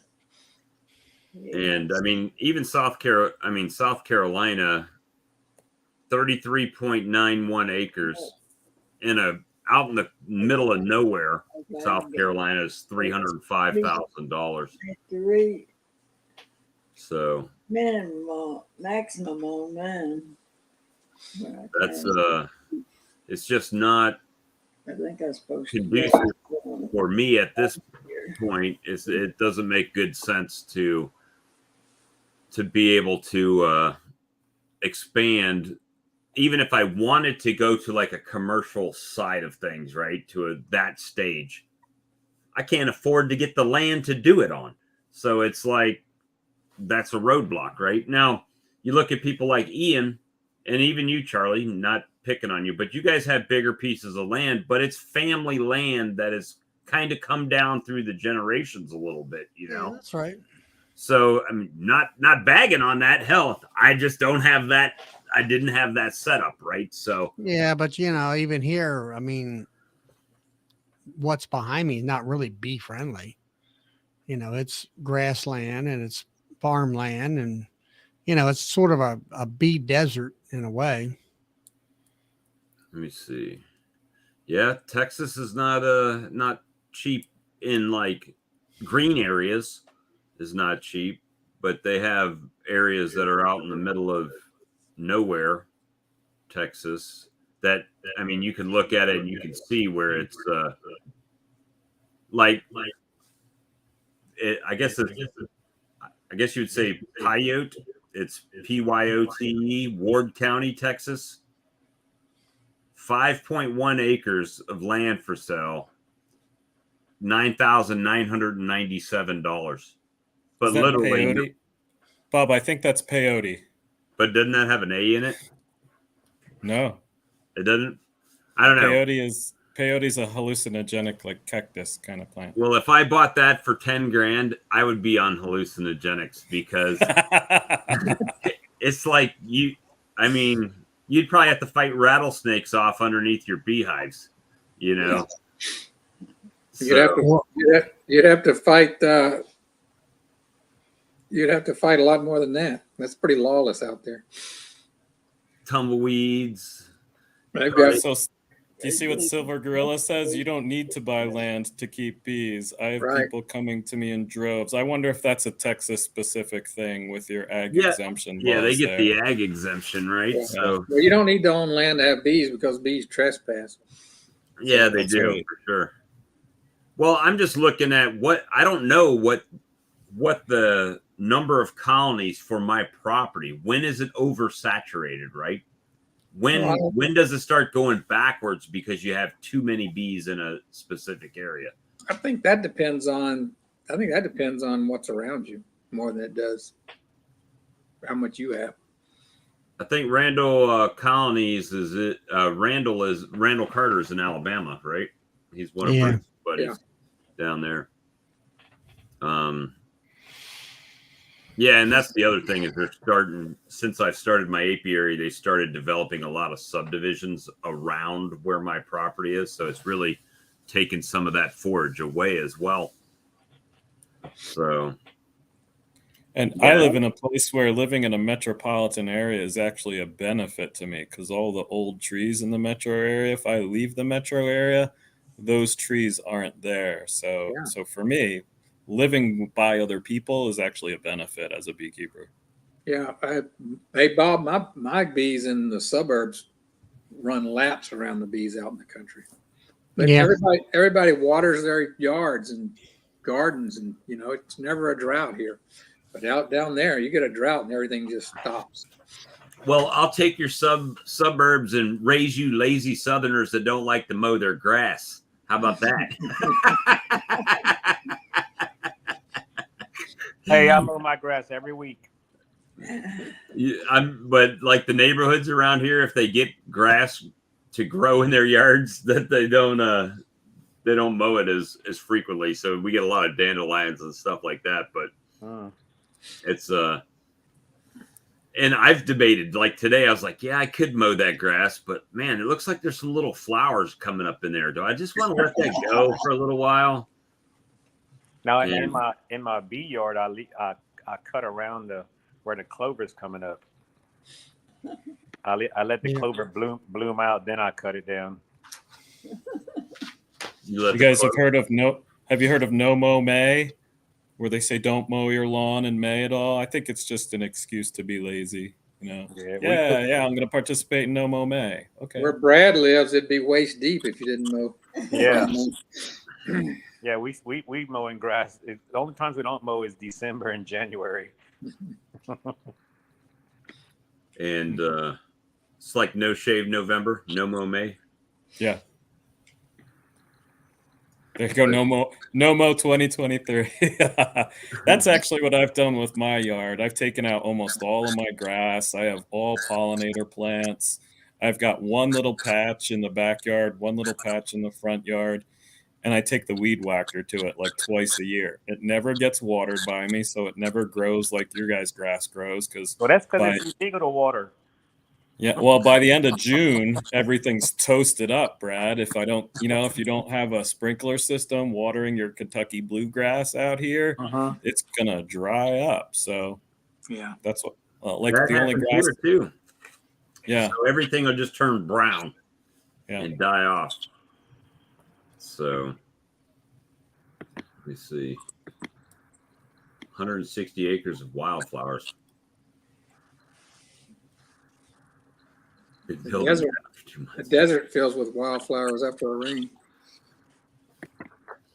Well, I mean, cactus and stuff like that. I heard bees will grow on cactus, or they won't grow on cactus, but they'll forage on cactus.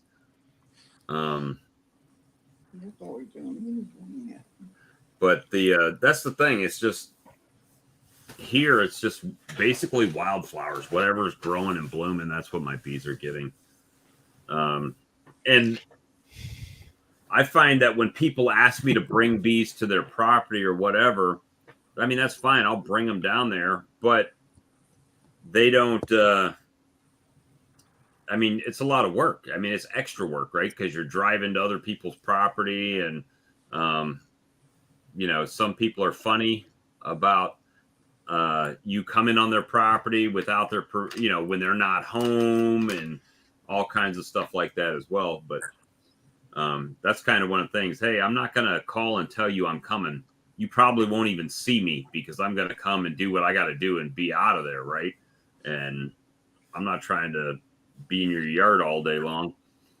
And I mean, I got a call today from a customer from my day job that doesn't even want you to bring your truck in the neighborhood because she doesn't want her neighbors to know that she's treating for bugs at her place, right? That she doesn't want her neighbors to think that she's got bugs at her house. And I'm like, well, and then she wants you to call after like 6 o'clock at night to get her. I'm like, well, first of all, our business closes at 5.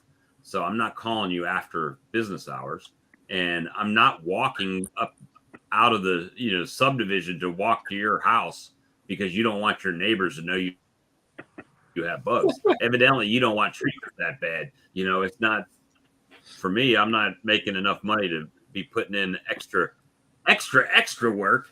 I don't mind working, but if you got the bugs, they're your bugs. They're not mine. You can have them. You can keep them. It's just crazy that how people think sometimes. But Like, you talk about like honey in the city and up here in Washington, D.C., they'll put hives up on top of buildings and they'll get 100 and some pounds of honey in Washington because of they got the cherry blossoms. And like you guys said, they water everything in the city, and there's constant bloom of all But now kinds think of of that pain in the butt, though. Think about it. So you've got hives on the top of a building in New York, and you got to feed them. So now you're hauling buckets of feed up to the roof in New York, and your vaporizer and your tools, and they need another box. I forgot it down on the truck. Now I got to go back down all the way down 20 floors, whatever it is, to do that. So you got to be pretty dedicated, or live on the 17th floor, and I'm just going up to the 18th floor. Yeah, but then you got to go through the roof hatch and everything else. I've seen a guy on YouTube show all that kind of stuff. Something else. And then I got a call from a farmer that was like, hey, how much would you pay me to put your bees on my farm? I said, I think you got that backwards. It's how much would you pay me to bring my bees to your farm? Oh, I didn't know it worked that way. Well, now you know. Should have been like, my bees are fine where they are. What's in it for me? Yeah, that's it. That's the whole deal. It's like, why would I do that? I don't. How much you gonna pay him, and how much honey you gonna give him? Yeah, to fertilize it or to pollinate his crops, right? Yeah. And how many times a week are you gonna come out here and work those bees while they're out here? And if there's any swarms, you got to make sure you get those and they don't get in my house. And I got you. Yeah, they're good right here. We'll just stay right here. I had a remote yard. This one guy, I took care of his bees, and I got the honey and stuff off of them.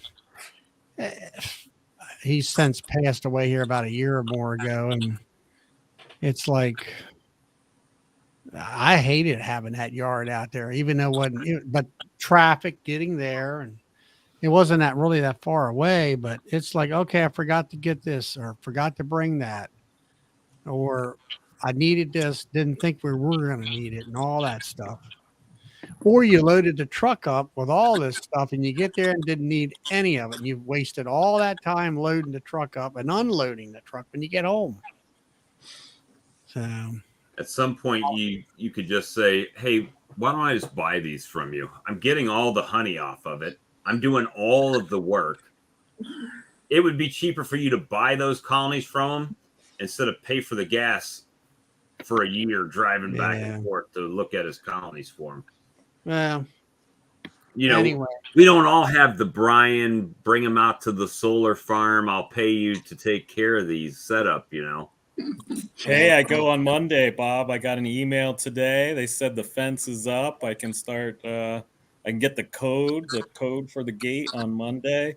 You'll probably have a badge that says beekeeper with your photo on it, security. I don't know. We'll see. Yeah. I think I'm just getting a code actually. But I will say, Bob, I've been living this struggle for a really long time. I have lots of onesies and twosies in people's backyard, and I've been saying for a long time, I need to get bigger yards. So yes, it fell in my lap. Yes, it was fortunate. But that's my problem. I'm at markets and people are like, do you want to put hives in my backyard? And I'm like, well, can I put 5 of them there? It'll be worth it if there's 5 of them, but not if there's 1. So that's what I'm trying to do, is get rid of those onesies and twosies. I don't mind driving around town. In fact, at my age with my bad back, it's nice to take a break every couple of hives, get in the truck. Yeah, get in the truck, have a snack, drive to the next place, take a little break on my back, and yeah, there you go, Texas, 12 minimum. Yeah, I wish I could say that, but I'm working on it. Glad I did. Well, now, the houses where you're at, Brian, let's say you put 2 hives there or whatever, how big of a area are they? I mean, are they got houses stacked up on top of each other where they're going to be, bugging the other people? I don't put my bees in those kind of developments where they're all house and no yard, because that's a problem waiting to happen. Yeah. And like Bob was saying, like those people that don't want you there at certain times, those don't happen for me. I always meet the people. I always go to their place to walk the site, look at the neighbors, look at the neighborhood, really to get a sense of those people. And I let them know, this is what I need. I need this, this, this, and this. And one of the things I need is 24/7 access. I need to be able to go to my bees anytime that I want. Right. And I'll always say, like, if you need me to text you when I'm coming over, I'm happy to do that. But most people don't care. Silver Gorilla says I put 20 minimum, unlimited access. Otherwise, he passes on it. Yeah. So I think what people are hearing is you've got to set your own standards. If that's something that you want to consider, like I hear Charlie saying, it's not worth it for me. For me, that's kind of how I started from the beginning. So I'm used to having my truck packed up. My truck stays packed up. In fact, the only time the bee stuff comes out of my truck is when I have to get ready for a market. All the bee stuff comes out, all the market stuff goes in. And then when the market gets over, it just switches back again. What I've found, though, is my problem with 10 frame and 8 frames, right? If I'm going, I have to make sure I have 10 frame equipment. I have to make sure I have 8 frame equipment. That can be a tricky thing. So I try to put all my 10 frames, which I don't have much of anymore, all in one place. So if I do need switching to 8 most of the time because you're I'm mostly 8 now, Charlie. The only reason I have 10 is because I get a lot of equipment from like the club, and a lot of times it's 10 frame equipment, and I have the support colonies. So that's a 10 frame footprint. So I played around with a lot of different configurations, and I settled on the 8 frame double deep, put a frame feeder usually in the top deep box. So if I have to pick up that box, I'm usually only picking up 7 frames. And it's all because of my back. I don't want to deal with long langs or top bars. Even if you look at like Cayman, right? So Cayman uses a 10 frame box, but he always has a feeder in it. So he's running 9 or 8 frames anyway. Right. So that's kind of what I do as well. And I think for the roof thing, I would do it if it was the right situation. If it was like the right hotel that my name is going to be out there, or I could put my stuff in their gift shop. But to have bees on a roof, is a pain. If it's in a hotel, you're going to deal with people issues as well, just like those neighbors in the close. Like I've had 2 hotels reach out to me. One, we almost went through the whole thing. And then, like, as they started talking about the pool, that's an outside pool right over there. And are the bees going to access water? I'm like, I don't think this is going to work out. The other one, they reached out to me and said, hey, how much would it cost to have bees on our roof? I gave them a quote and never heard from them again. Well, I mean, they forget the expense that is involved with the equipment. That's exactly right. Like hey, how much would it cost to put bees? Well, to put bees on the roof is not a big deal, but the equipment and the cost of the bees, well, that's a big deal. That's right. I mean, you're looking hundreds of dollars just for the equipment. I mean, you figure a box of bees, and with bees, $500. Depending on how much equipment you're starting with. And well, it's 11:30 here. I'm gonna bug out. Yeah, I'm heading out too. All right. All right. We'll catch y'all later. Take it easy, Charlie. Yeah. See y'all later. See you later, Brad. Take it easy, Brad. So that was kind of the thing is that, gosh, I hate to say I have a hard time, but I do. I mean, I struggle in my own yard, right? Sometimes. So it's like adding on other yards could work one of 2 ways. Either it would work good because I'm not in them as often, so they could actually flourish, Yep. right? Yep. Because I've still believed that the number 1 killer of bees in America is the beekeeper, right? So we do things that can get us, like, prime example. I marked a queen yesterday. I had her on the sides. I marked her, but when I set her down, she didn't act like, she acted like I damaged her, which I don't know how I would have damaged her unless I had too much pressure on her or something. But then I talked to another beekeeper and they say, you can actually make your bees pass out. You can make your bees pass out. Queens can faint. Yeah, fainting queens. Happened to me twice. Yeah. I think that's what happened because when I put her on the top bar, she just kind of sat there acting like almost like she was dying. And I was like, oh my gosh, did I just kill her? But all the nurse bees came up, not all of them, but they made that circle around her and they started licking her and feeding her. And next thing you know, she's slowly starting to move a little bit. And it was in a nuke box. So I put a feeder ring on it. So when I put a migratory cover on, I didn't accidentally smash her or something. But they definitely didn't. It wasn't like she was damaged to where the bees would have recognized it right away, right? And they would have just probably balled her and got rid of her. But, yeah, I went back in there maybe 10, 15 minutes later and opened the lid. She was not on the top bar anymore. So I imagine they did CPR on her or something and brought her back to life. But they will. It's happened to me twice. The first time I was showing somebody the bees, and I had the queen, and I went and set it back on top of the frame, and then he didn't even notice it, but I saw it just roll off the frame and just drop like a rock to the bottom of the hive. And I looked at him and said, "You see that?" He goes, "What?" I said, "That bee. I think that bee's dead." And so I pulled the frames out, and sure enough, it was laying in the bottom, and all those other bees were like pushing it like this, like, "What do you wake up?" And then I just closed it back up, but I came back in a week and checked, and she was fine.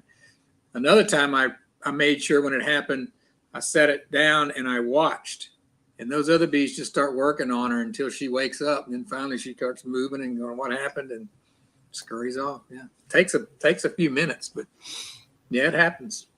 And yeah, so I haven't been back in there to check her out yet, but who knows what tomorrow brings. This medicine has just got me kind of whacked out right now as far as getting tired and all that. So hopefully once my body gets used to having the medication that it'll regulate itself. But it was, but you know what? and this is back to that whole grafting thing, right? When you're grafting or you have the ability to be sustainable, whether it's any way you can make your own queens.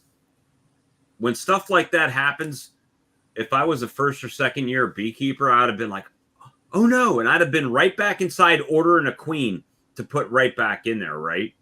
Now it's like, I've got 10 queens in the incubator so if something happened to it, I'll just replace her, you know? So it's not as big a deal. But we'll see what happens with her. And other than that, by the spreadsheets, let's see what I got happening. So my first graphs, yes, they're backwards, Brian. I know you're going to say something about me shuffling my papers. I want to see a big calendar on the wall behind you, all color coded for each round that you have, right? With like strings and like pins, like it's like a serial killer wall kind of thing, but it's a grafting wall. By the spreadsheet, mating flight should have been yesterday and the day before, right? So I know Monday was rainy, the 27th. So they should be, but half the day it kind of cleared up. So they should be back, the ones that are going to be back. When is the sensitive development days? What are those after grafting? So once the queen is capped, right? Once it's capped, the next day they say That's that like 7 days, right? Or is that 4 days? 4 days. Okay, 4 days after graft. Okay. Yep. And then it says Monday makeup, like for this, it would have been a Monday. Make up your queenless mating nukes, and then Tuesday transfer them. Wednesday they hatch out. So, okay, so Tuesday is day 11. If we work backwards, if the queen's emerging on the 22nd, that would have been day 16, right?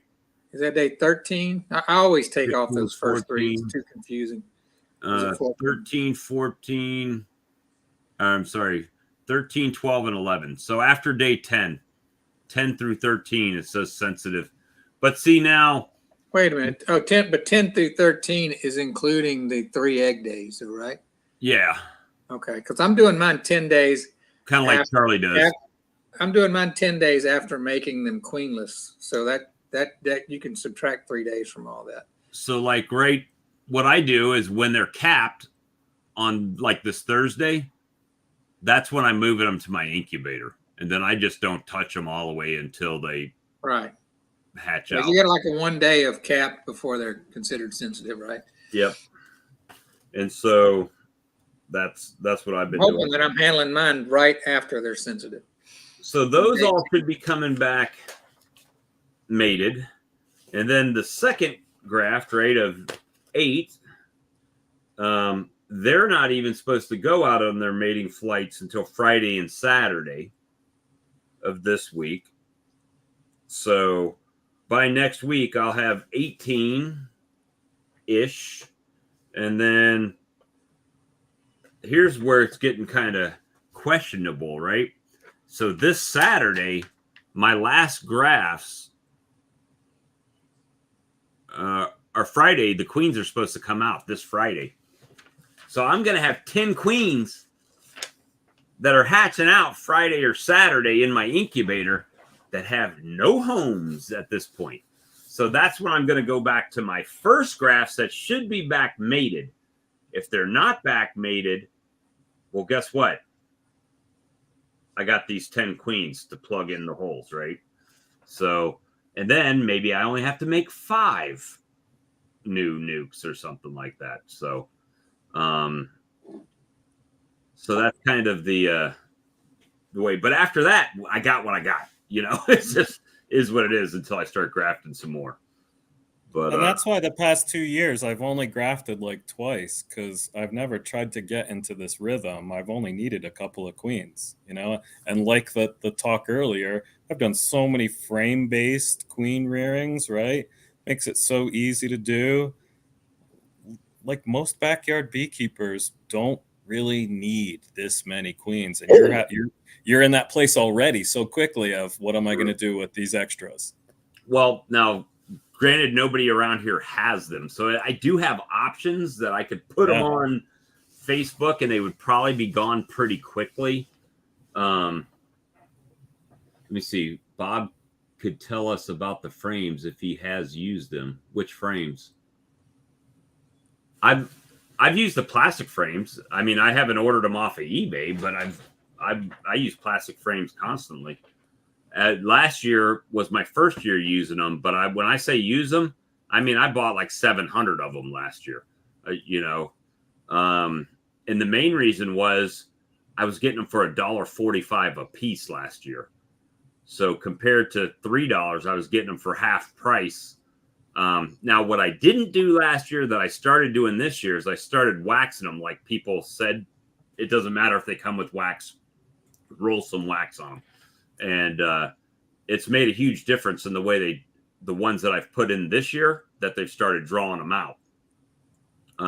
They actually do an even job. There's not like just little burr combs coming off of them. No, I don't believe that for a second. Guys, I know you guys think I've got like all this money and everything. I don't. Last year I worked the whole bee season Uber. That's what I did. I Ubered. When I needed to pay my bills, I Ubered for that money. Everything else came off of my bee money, which is kind of when we started talking about beeconomics and how I was rolling money. I keep all of my honey money. All the money from my honey, I save it. I don't use any, all the cash that they give me for honey gets slammed in my little storage thing.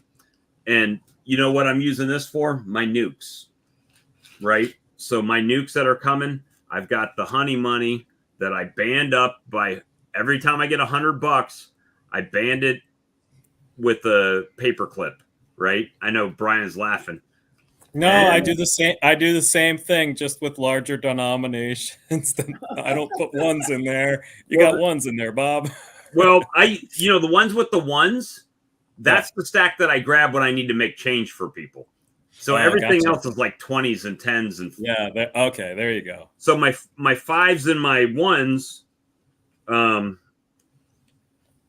the only time I like, that's all fives and ones, right? So that's like change basically. And for me, I was always pulling out the smallest bills to like give my kids allowances, or here, you helped out the market. Here's this much money, all in fives. and so I save all that. Now this weekend, this will be empty again.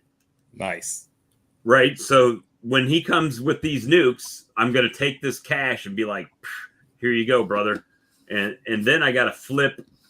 No, I don't. That's the only way the government knows about this, is that I just showed it on YouTube. So, You've been getting the IRS. Now the IRS is going to be hitting me up. Hey, we know you got a car in there. I hope that person that reported Brian's neighbor for isn't watching the video. Isn't watching this. So let me tell you something I'm excited about. When I pull these queens and put them in the splits, my bees here in Capel have always, I wouldn't say they struggle with mites, but they have some mites. And my bees down at the farm don't have mites. So I'm going to take at least half a dozen of those splits, which will be off of these Capel queens. And on Saturday, after I make the splits, or Sunday, I'm going to drive those down to the farm and let them mate down there. So they're going to mate with those drones 85 miles south. And then I'm going to watch them. I'll mark them and watch them throughout the season. See if they end up with mites or not, or see if they are better producers, because these bees here also produce better because I think they're from domesticated stock, not feral stock. Right. So I'm pretty excited about that. I'm hoping to get some of those, what do they call it?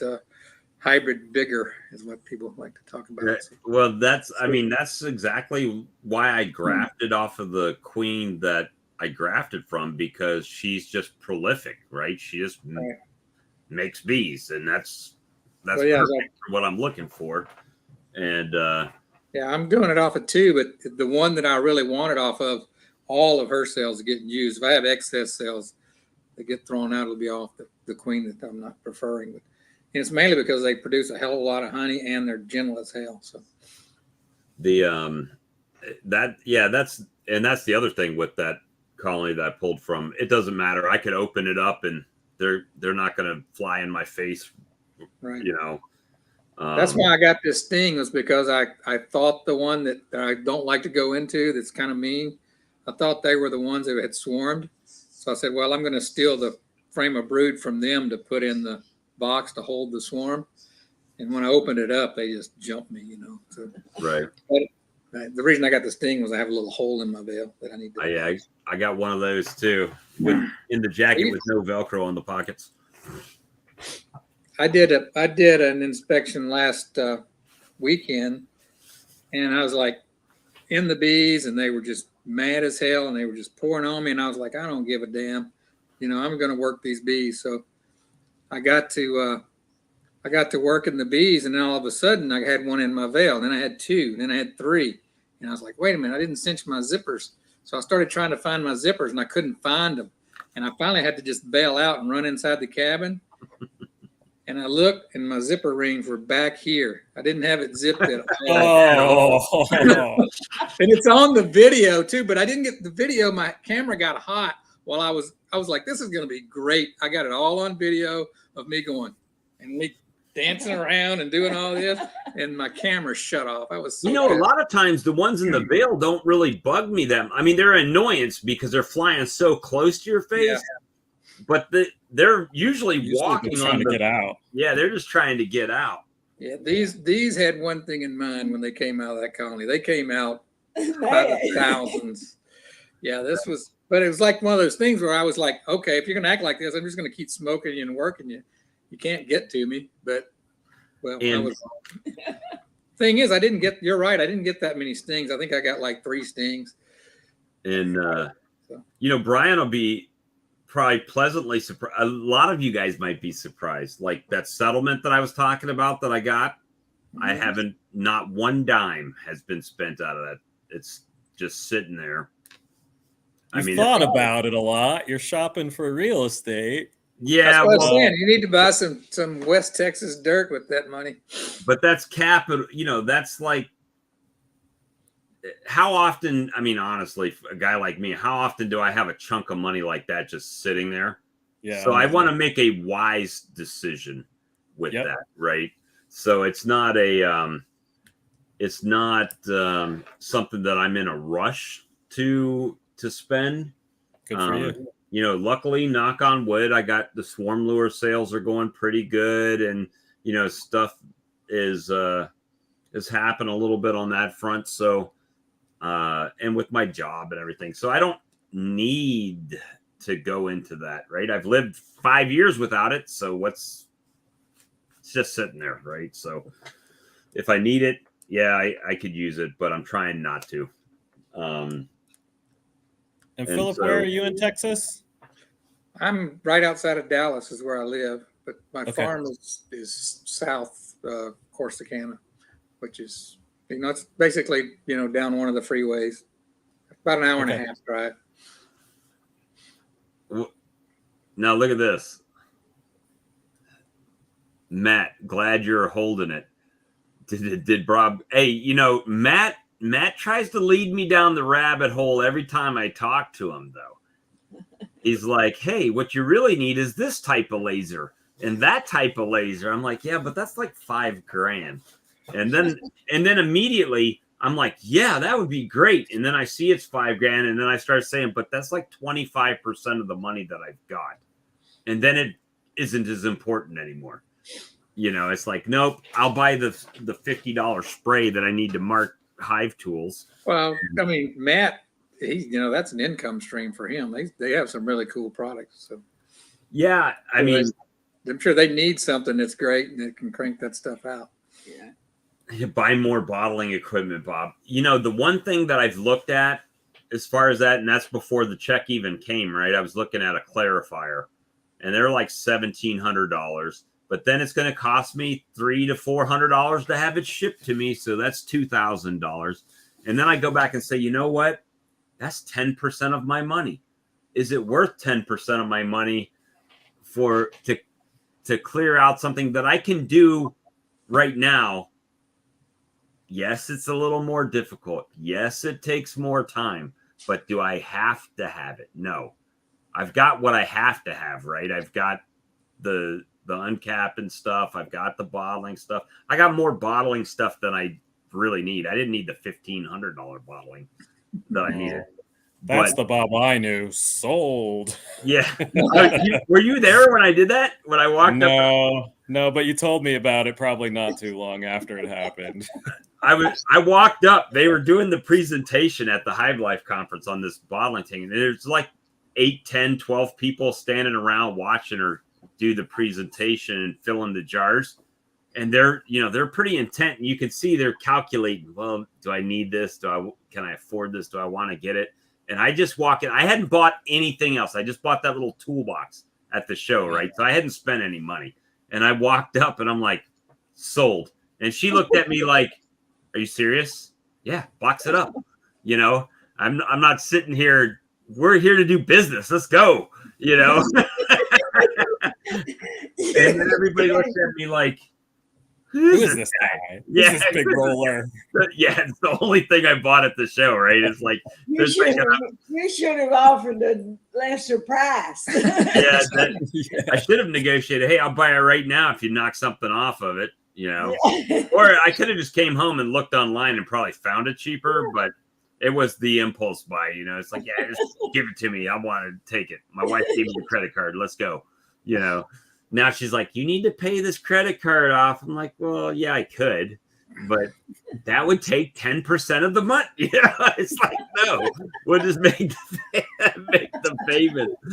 Just keep making the payments. I mean, it's so stupid because like her car, I owe literally like $1,500 on, right? Yeah. I've got the money to pay the car off. She's like, when are we going to pay this car off? I just make the payment, We'll just keep it going. Keep that money sitting over there. You never know.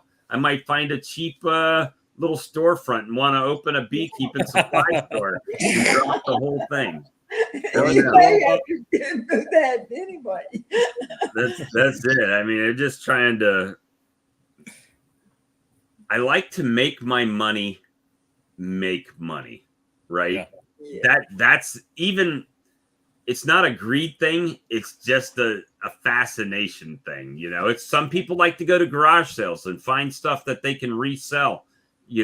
My thing is, okay, well, I created a swarm lure. Now I've created something. Now I can sell that. Or, hey, I can get queens for $28 and sell them for $40 and now turn that 28 into 40.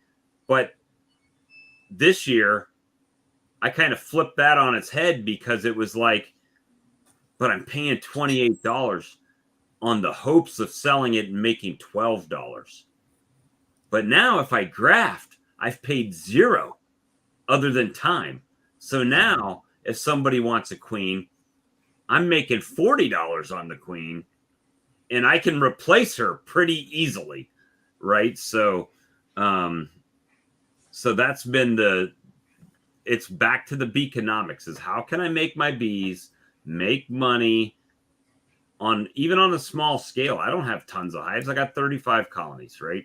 So it's like, how can I maximize what those bees are giving me back for my time investment and money investment on them? Am I broken even overall? No, not going to say that. Not going to say that, yeah, that's it. If you spend $1 of your money, you want to make $2 back, and you can't do that. At that same philosophy right there with the $12, putting $28 to make 12 is the same philosophy I used in my head why I made my own swarm lure.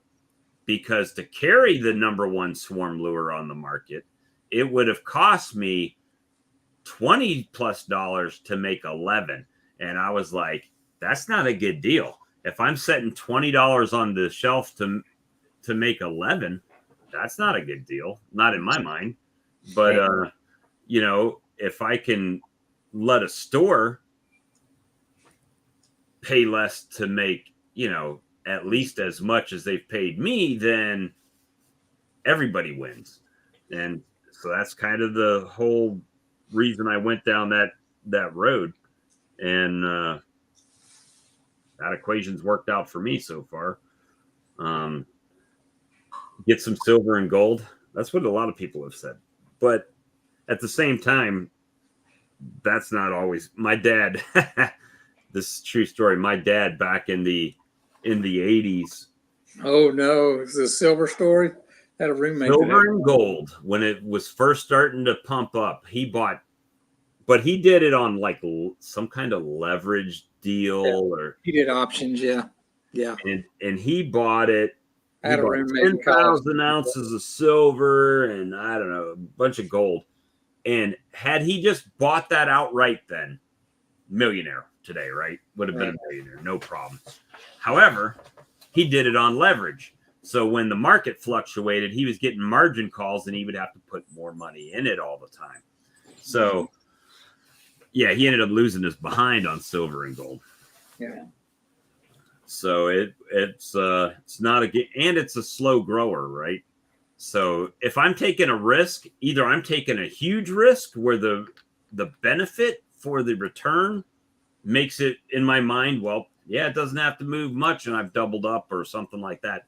That's where I tend to go. Sure things are usually not the biggest return on your investment, you know? Yep. I've learned that I'll bet, but I'm going to bet on myself. I'm not going to bet on chance, right? So if I'm going to say I'm going to make this money doing this, it's going to be through a system that is through my effort, right? Not just like I think like that silver and gold thing, I'm sure it works out for people, but my perspective is it's gambling and I have no control over the outcome of that, you know? And you're I'm just sure waiting. Yeah. Yep. I've got some crypto like that now in an account that I bought it when the market was off, but I know that money's just going to be sitting there for if something happens. And if I lose that money, then it was a somewhat calculated risk, but if I lose it, then it's just a loss.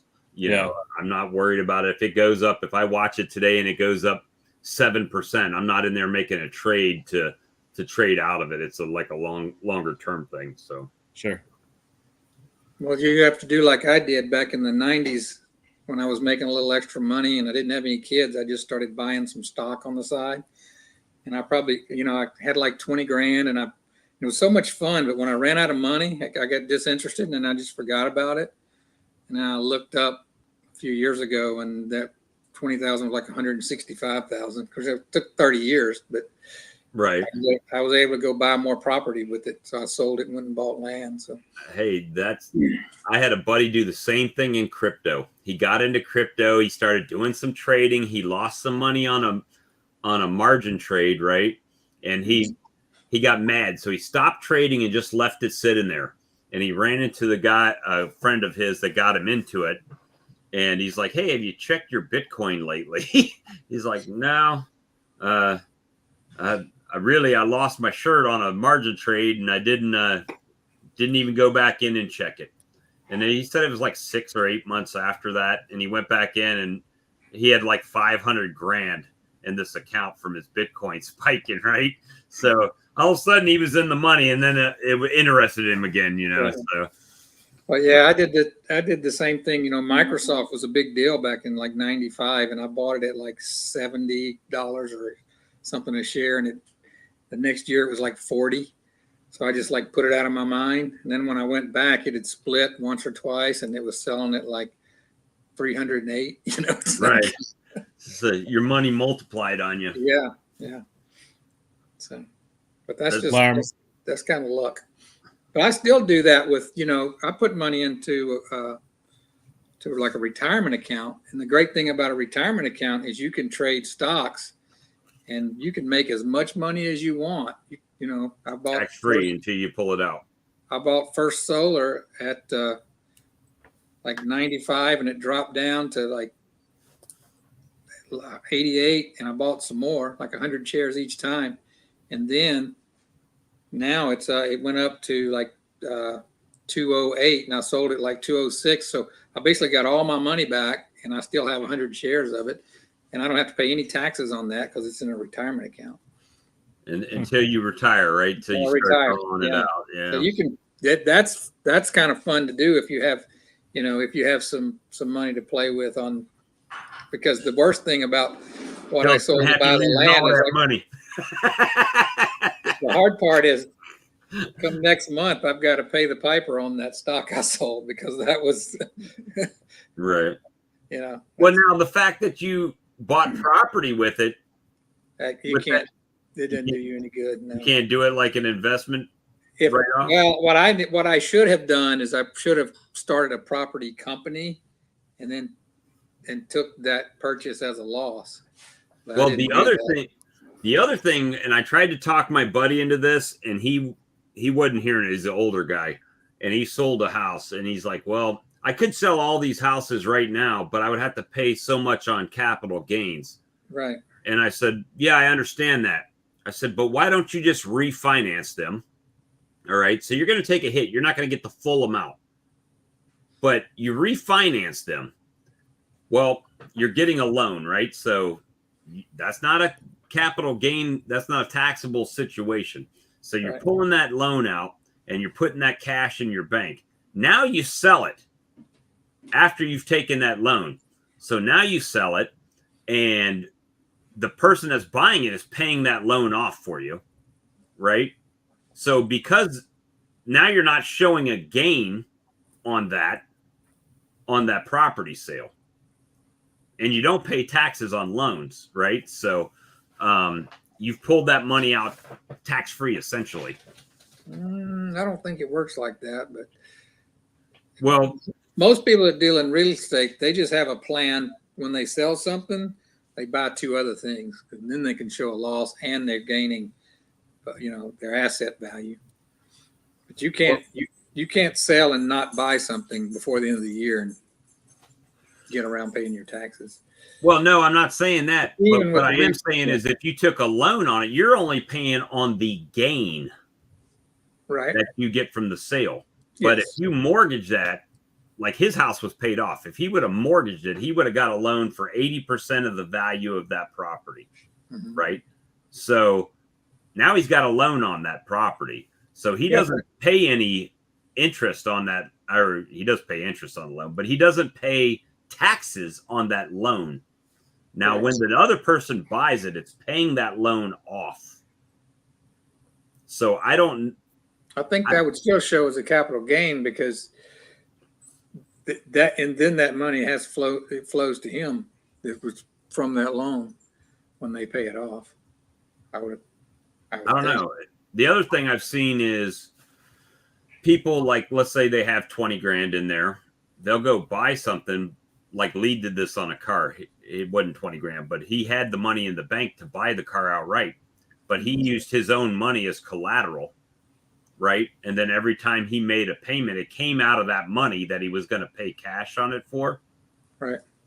But it was basically a loan from himself. And it helped I guess first off, it helped his credit rating probably, but it was a easier, I mean, you're guaranteed to get the loan if you got the money in the bank, right? Type of deal. But it is a different method of doing that. And if you did make payments outside of that money, then you're not, every time you make a payment, you're just freeing up more of your own money. Way to use your money towards other things. Let me see.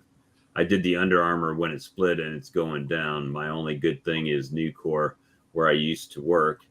It's made a lot, but at this point in my life, I'm better off leaving it alone. Well, I'm going to tell you what, my nephew got in on that whole GameStop and AMC. He made a killing on that. Off of $2 grand, he made like 40. That was my chance to become a multimillionaire. My wife works for GameStop, and we had a bunch of that stock, but we sold it like 3 days before it went to 300. But I was happy. We sold it for like $78, and 3 days later it was over 300. But thing is, I watched that stock go from 30 down to 5 and sit at 5 for 10 years, and when all that happened and we got it for 78, I said, I'm not going to look back. I got 3 or 4 times more than I wanted to get for it. Move on. you know, Let me see. because now it's back down to like 20 or something. I don't know. It split a time or two. So it's still, I think it's probably, you know, I don't know how it ever gets to that value that they put on it. So That's the biggest Ponzi scheme that ever was. right. I just got an email from Vivor because I had some concerns with the box, right? So they're actually asking for my opinion on how they can improve that box. So that's pretty good attribute that they're actually trying to find out how they can make it better, right? So so that's a good thing. And we'll see if they're going to still send me an extractor or not, like they said earlier. But yeah, that's let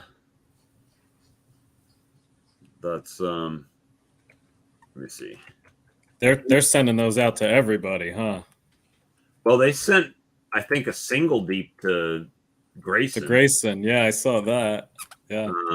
Is there? Okay, I was going to say, did you're talking about extractors, because I need to buy an extractor, a motorized extractor, and I was leaning towards the 9-frame Hilco, and then, which is, you know, it's a good price, and they don't charge any shipping when you buy it. But then I saw the Lyson, which I thought was a better deal. The Lyson was, I think, 12-frame, which looks like a good extractor, but you've got to pay like $300 to get it shipped From Better Be. Yeah. So yeah, welcome to my world. Where, I mean, there's no place that they ship those to normally that you can go pick them up, or they don't have places in the country? You may look at Pureco sells Lyson equipment, and they're in California, so it might be cheaper to get it from California to you than from New York to you. So that might be an option. But I was going to say, Bob, I bought some Lyson equipment through Better Be. There's a distributor about 60 miles south of me. It was cheaper for me to buy it through that distributor than to buy it directly through Better Be. So if you have a distributor around you, Philip, I would look into that. And I'd also say the Hilco versus the Lyson. Sometimes you get what you pay for. I like the Lyson myself, so yeah, I mean, I think they're both pretty good deals. It's just that to me, I don't know.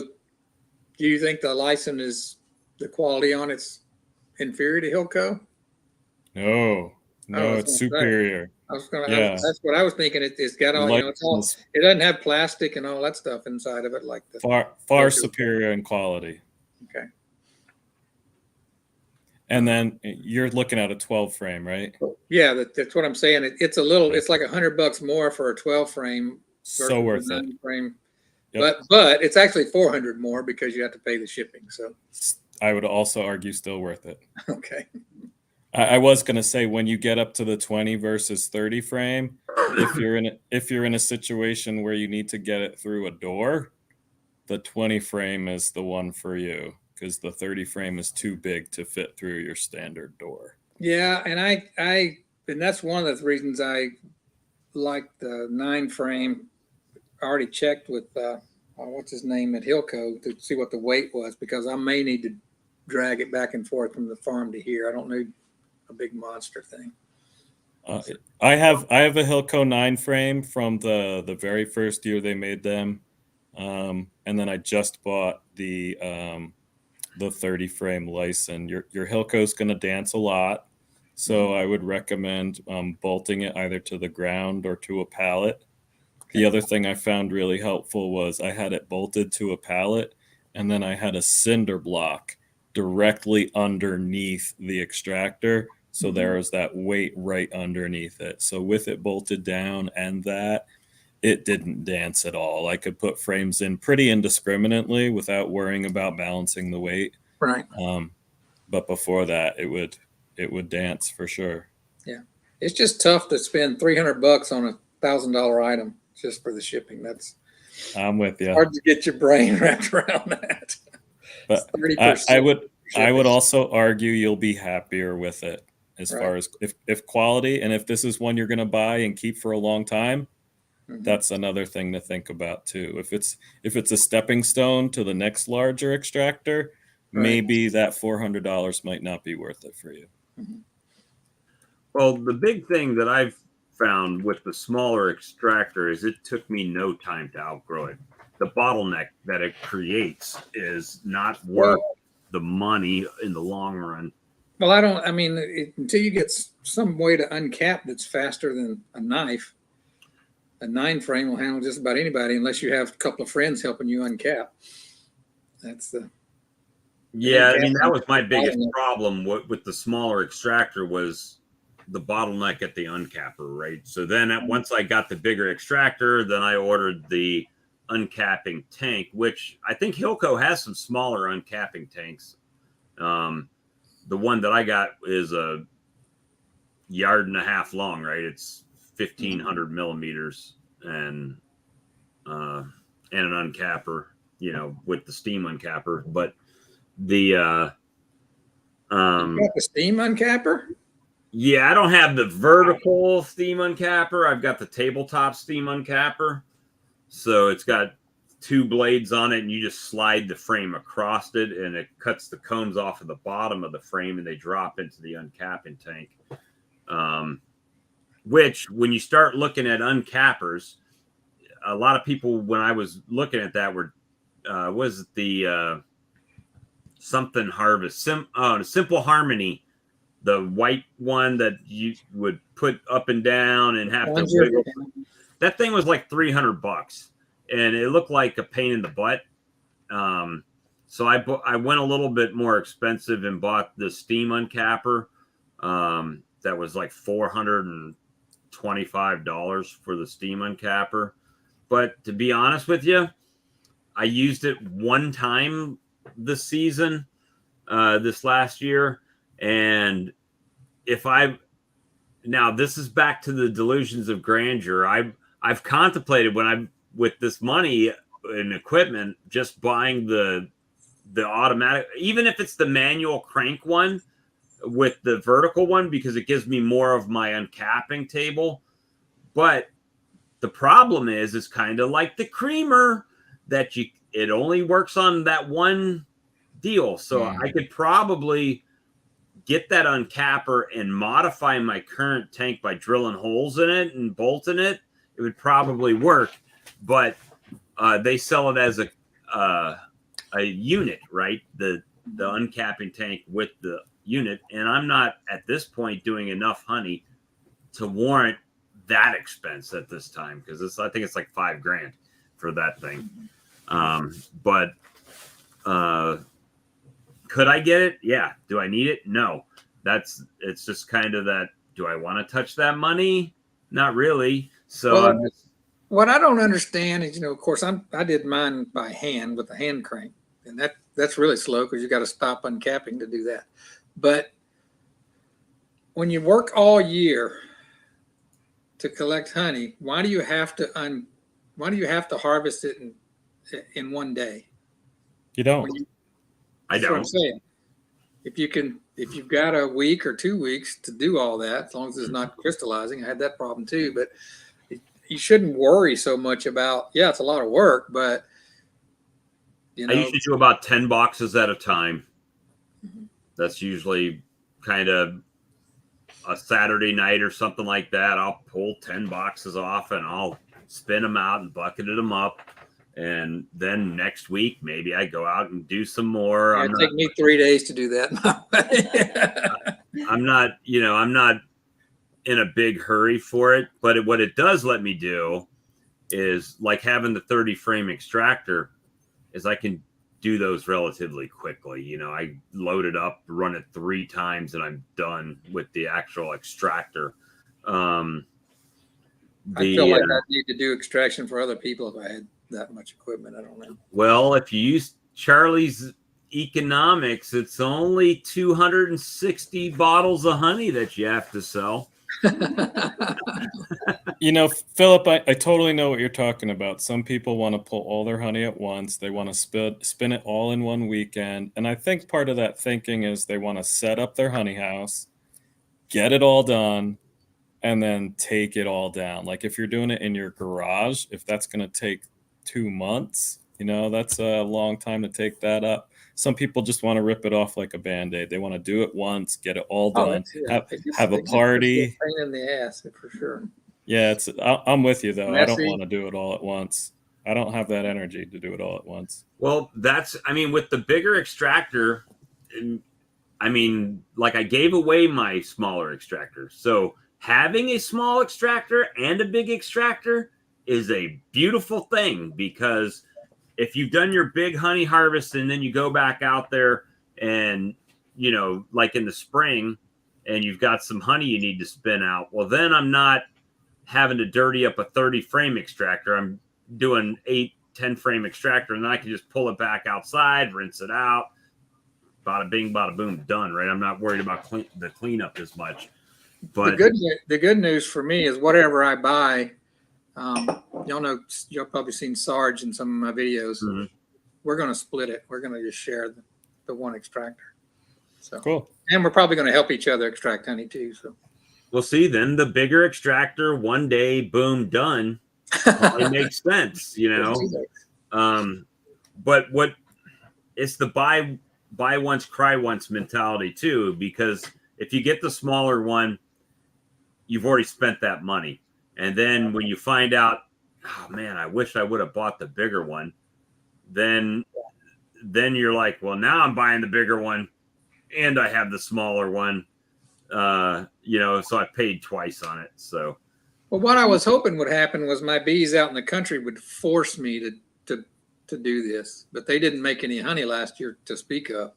See, now you buy the 12 frame, and this year they'll make 100 pounds of hive, and you'll be like, exactly. Oh, I wish I would have bought the bigger one. That's what.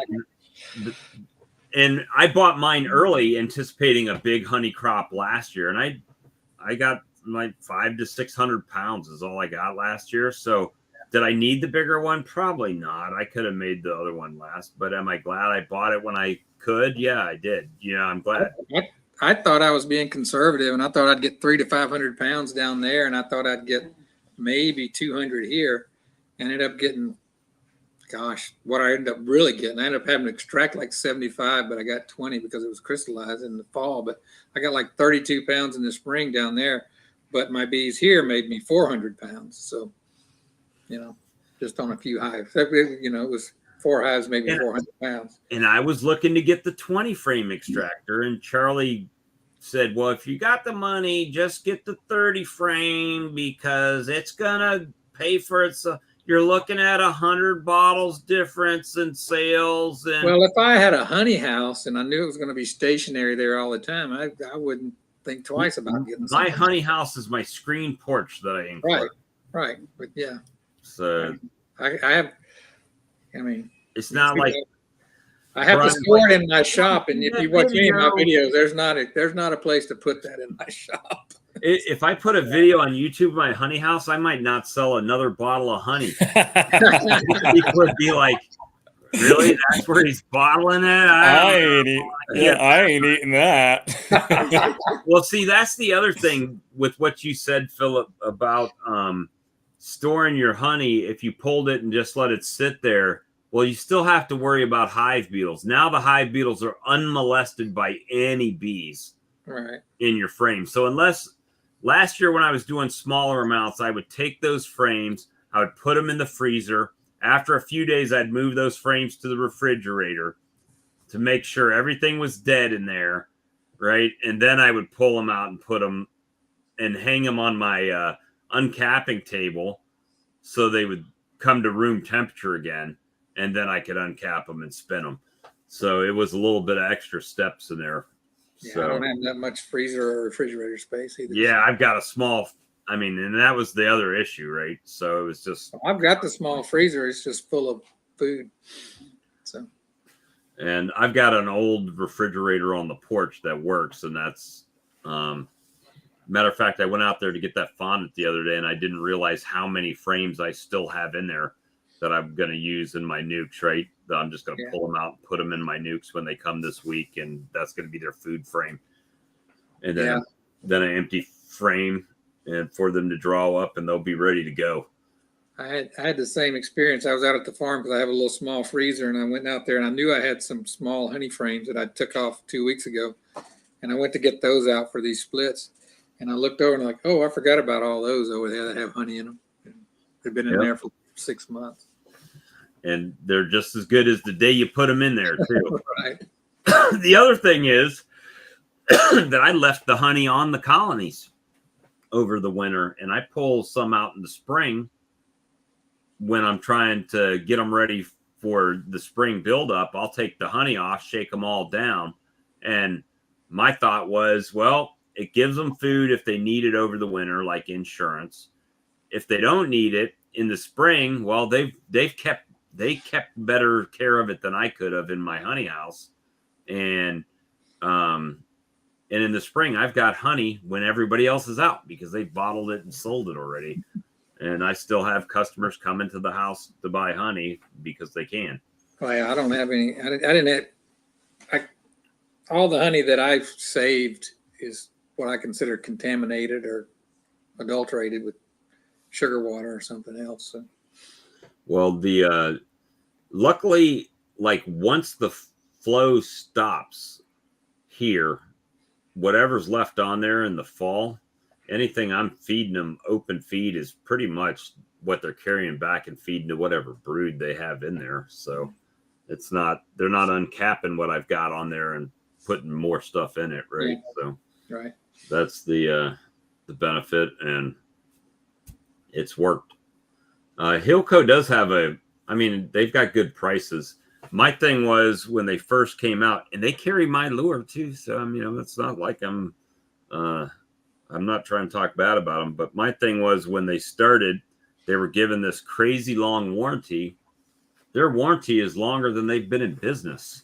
So it's like, first of all, you don't know because it's new, right? You don't know how the equipment will actually hold up. And then secondly, it's a new business. You don't know if 5 years from now, I hope they're in business, but you don't know that for sure if they're even going to be around to warranty the product that they've sold you with a great warranty on it. So that's kind of a couple of the things. Lyson is, if in Europe, it's huge. If you go to their Lyson website, they've got so much stuff that we don't get in the States. It's incredible. And I also know the European mentality because my family's German, that they don't waste their money. When they buy something, they buy it once. If they can buy it once and it lasts forever, that's what they're buying. They're not like we are here with the disposable mentality. Well, it's broke, throw it out. I'll just get another one. Big screen TVs. My big screen TV broke. I'll just go down to Walmart and get another one, put it in, and I can go in that room that I had my computer in before. I've got 5 big screen TVs in the floor that now what the hell do I do with them? Do I just I got one out back. You probably pay Best Buy $25 to take it off your hands. Yeah, I got to pay them to throw it out, right? Or take it to the dump or something. So it's like they have a different mentality over there. You go in their house, they don't have a bunch of extra clothes and stuff all over the place. It's only what they use. If they're not going to use it, they get rid of it. They might spend more money. They might say, hey, I'm going to buy this jacket and it's expensive, but it's going to last me for a long, long time. So when I start thinking about that mentality, that's one of the things that drove me to go to Lyson, because I know that's their thought process, and they're not looking to buy every couple years or every other year. Here we're like, well, what can we get the cheapest? And they're just like, well, what's going to last me the longest? What's going to have the best value? So they kind of Lyson was it's less expensive than a Cowan or a Maxant or something built in the States. I get it. Buy American. I am all for that until the ratio of what am I getting to the cost doesn't add up. Then I go for the price. Like Lyson, there was no way I was buying a Dadan or a Maxant. Like Lee will show you. We've talked about him. So Lee bought a 20 frame, $2,500, right? Or you could buy a 30 frame for $1,900. Okay. 30 frame, $1,900. No, I mean, Yeah. that's where I'm going. That's what I'm doing. So are there differences? Yeah, definitely. I've got the Maxant 3-frame hand crank, and that thing's with the stand is nearly $500. Now I got it for half of that because I bought it from a guy that was getting out of bees, Right. but still, I mean, people buy that brand new. I was like, you can add. Well, even the Man Lake plastic job is like $300 now, right? The hand. Oh, really? I'm like, Yeah. I'm not. Wait, I'm sorry. Man Lake is what I have, not Max. I have Man Lake. Yeah, but yeah, it's the thing is like $424 for the extractor, and then another $60 for the stand. So. Well, Make sure it's not like Japan. the only thing, like, I probably wish I would have done different is my bottling tank. I did go relatively cheap. I mean, it's a Lyson. It's an 18-gallon, but it's not the water jacketed one that Brian got. But Brian was doing it for a specific reason because he wanted to buy the attachment for creaming honey, and I don't cream honey. So now, after our conversations, I'm like, well, maybe I do want to cream honey, and it's like, well, now I can't, right? So without buying another piece of equipment. So that's So Brian, do you still teach, or are you doing full-time bees now? No, I'm still a half-time teacher. Yeah, I teach 3rd grade math. I'm there in the afternoons, which is not so bad in December, but here now in April, as the days are getting nicer, it gets really hard. Because I mean, you do a lot. You work. How many colonies are you managing right now? Well, I struggled because I had the other job. I went into the summer last year thinking I wasn't going to have the job back, so I went into a full-time mentality. And then my principal came back in the summer and he called me and offered me my job back. So I was like, yeah, sure. So I ended up being overwhelmed with work in the fall. So I went from 40, now I'm at 24. And I took a lot of those hits in the fall. Most of mine, I would say out of those 16, 13 of them were dead before Christmas. Wow. Yeah. So it was all about me being behind on my mite counts. And so, Bob, that thing about those out yards, yes, they'll do better because you're not into them as much if it's the honey flow. But no, they will do worse if you're not into them as much during your mite treatment regimen. And that's where I fell behind and I fell behind and I fell behind. So I'm in a place now, Philip, where I'm not sure what I'm going to do next year. I have to reapply for my job because it's temporary, and that's just the nature of the 0.5. It's a half-time job. So I don't know if I want it though. Because I know if I'm full time, I can do a better job with my bees and make more money. Like right now, if I had 35 hives, I can sell a whole lot more nukes than with the 24 hives that I have with the growth I still have in mind this year. So I quit my job mentally every day. and that is not, I mean, a lot of people do it because they don't like their job. Mine is not that. Mine is exactly what you just said, Brian. It's like, here it is. It's swarm season. I sell a swarm lure. My swarm lure sales with very minimal. I advertise on this channel. I don't run ads. I don't do any of that stuff. And I'm doing pretty well with the swarm lure.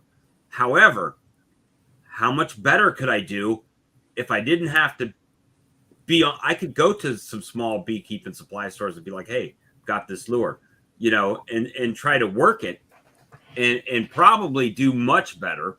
And I can't because I've got the job. And then like last year, I didn't work during beekeeping season other than going out and Uber eating at night or something like that, or driving college students from the bar back to the dorm type of deal with Uber. And I made good money with my bees. But now it's like, I don't have that time during the day. some days I do, some days I don't. It's not guaranteed. So like when I have these 10 queens that are hatching out on Friday, am I going to have time to make splits ahead of time? Don't know. Do I have the bees to make those splits? Don't know, because I don't have the time to go through the colonies to check them like that. Well, So, yeah, I hear Brian talking about hitting I don't understand how anybody can go to farmers markets and festivals because, the weekends are working bees. How do you manage that? There's and only it's so working bees if the days that you have off, weather permits it. Exactly. Why is it always rain on Saturday? Well, because Bob's got to get out in his bees today. That's why it's raining on Saturday. It rains on Saturday because it's South Carolina. It doesn't rain on Saturday here because it's Colorado. We get 300 days of sun. So there's that too, right? Yeah, rain. You're not going to hear me complain about rain. No, not after last year. That's right. And like the snow that we get in March, I'm not going to complain about because that's our spring rain. We don't really get spring rains here. That's another in March here. And that's the thing that we, if it's not that, then it's the hot, cold thing in the spring. But once that's done, like it's starting to be at the end of that right now. I mean, it's getting like it's 46 right now. That's about as low as it's going to get here. And in the next few weeks, it's only going to start going up. And then it gets that unbearable, everything browns out, right? So this is the time that I need to be out there as much as I can be. And, that's it. We'll complain about the 110 in the summer every time. That's it. Yeah, it's coming. And so it's a fine line here. And we've talked about it multiple times where I think every geographical location has their own special issues they deal with. James and them, they have snow, but they have very long days. And once their flow hits, it's on. Oh, it's crazy. Ours goes, okay, we're going to flow for a couple weeks, then it's going to stop, and then it's going to start back again, so. That's right. So you can complain about how the South is the hallowed ground as far as nectar flow and honey production, or you can look at your area and see what are the positive things about it that you can leverage. And, nectar flow is not one of those things in Colorado, but I feel like I've done a really good job of saying, okay, what's great about my situation here in Colorado and how can I tap into that and make a business out of that? And part of that's been through the Colorado Food Act and how we sell our honey, right? That's a really friendly law for us. So we've really tried to maximize the friendliness of that law. And that's here I can sell a lot in my yard before having to get an inspection or something. I just can't go into a store and sell that to resell. I don't know if there's a way around it like James does where he rents that space. So technically, since that's his space, he's selling it directly to the customer. I don't know if that's something that would get hit here, but they just changed that here. We now can sell to under the cottage food laws here in Texas. We can sell out of a store of it, just about any kind. But as long as your labels are appropriate, right? Yeah, properly labeled, and you don't go. It used to be it used to be like 2,000 pounds, but now it's way more than that. So, that's still way more than I need to sell, but a lot of people get to 2,000 pounds pretty fast. I can sell 4,800 pounds here. And for us, it's not about pounds; it's about dollars. So I can do $10,000 in sale per product. So if like liquid honey is one product, comb honey is another product. I think that limit in Texas is like 50,000 for the food products. Well, that's excellent. It's real high. Yeah. But then again, like we showed with the jug of money, that I don't have anybody that comes to see how much honey I produced or inspect my colonies or how many bottles I've sold, which is kind of one of the things when I start looking at the sales of my lure, and I'm like, man, it says I sold this much, but where's that money at? I don't know where that money's at. But then I look outside and I've got, 2 cases of bottles, right, that I bought. And I've got these marking pins that I bought and the Saracel cups that I bought, to resell. So, yeah, I know where the money is. Well, the government's going to be Yeah. on you. They'll make another. Yeah, if Everyone gets a little bit. Yep. I guess that's right. and that's the thing with selling it out of the front yard with nobody checking. Yeah. They don't know that Right. cash. It's like the transaction never happened, Bob. Right. Yeah. That's it. But see, then the good thing is when I do buy stuff for the website or whatever, that's coming out of my bank Yeah, account that my it's paycheck goes good. into, right? So I got a paper trail on what I'm spending, just not what I'm making. Just not all of what I make. We'll say that way. But anyway, guys, it's 12:40 a.m. here. Yeah. Yeah. So I was about to say that. I got to get off here and get in the bed. Yeah. Yeah, I got to get up in 6.5 hours. So, yeah. All right, guys. Well, have a great rest of the week. All Maybe right. I'll see you maybe Friday. Friday, maybe Thursday. Friday with Who Charlie. knows what's Yeah, going to happen yeah. on this channel? All right, guys. Well, y'all have a good evening, and we'll see y'all All right. next time. Good Yeah, night. take care. See y'all later. Good night.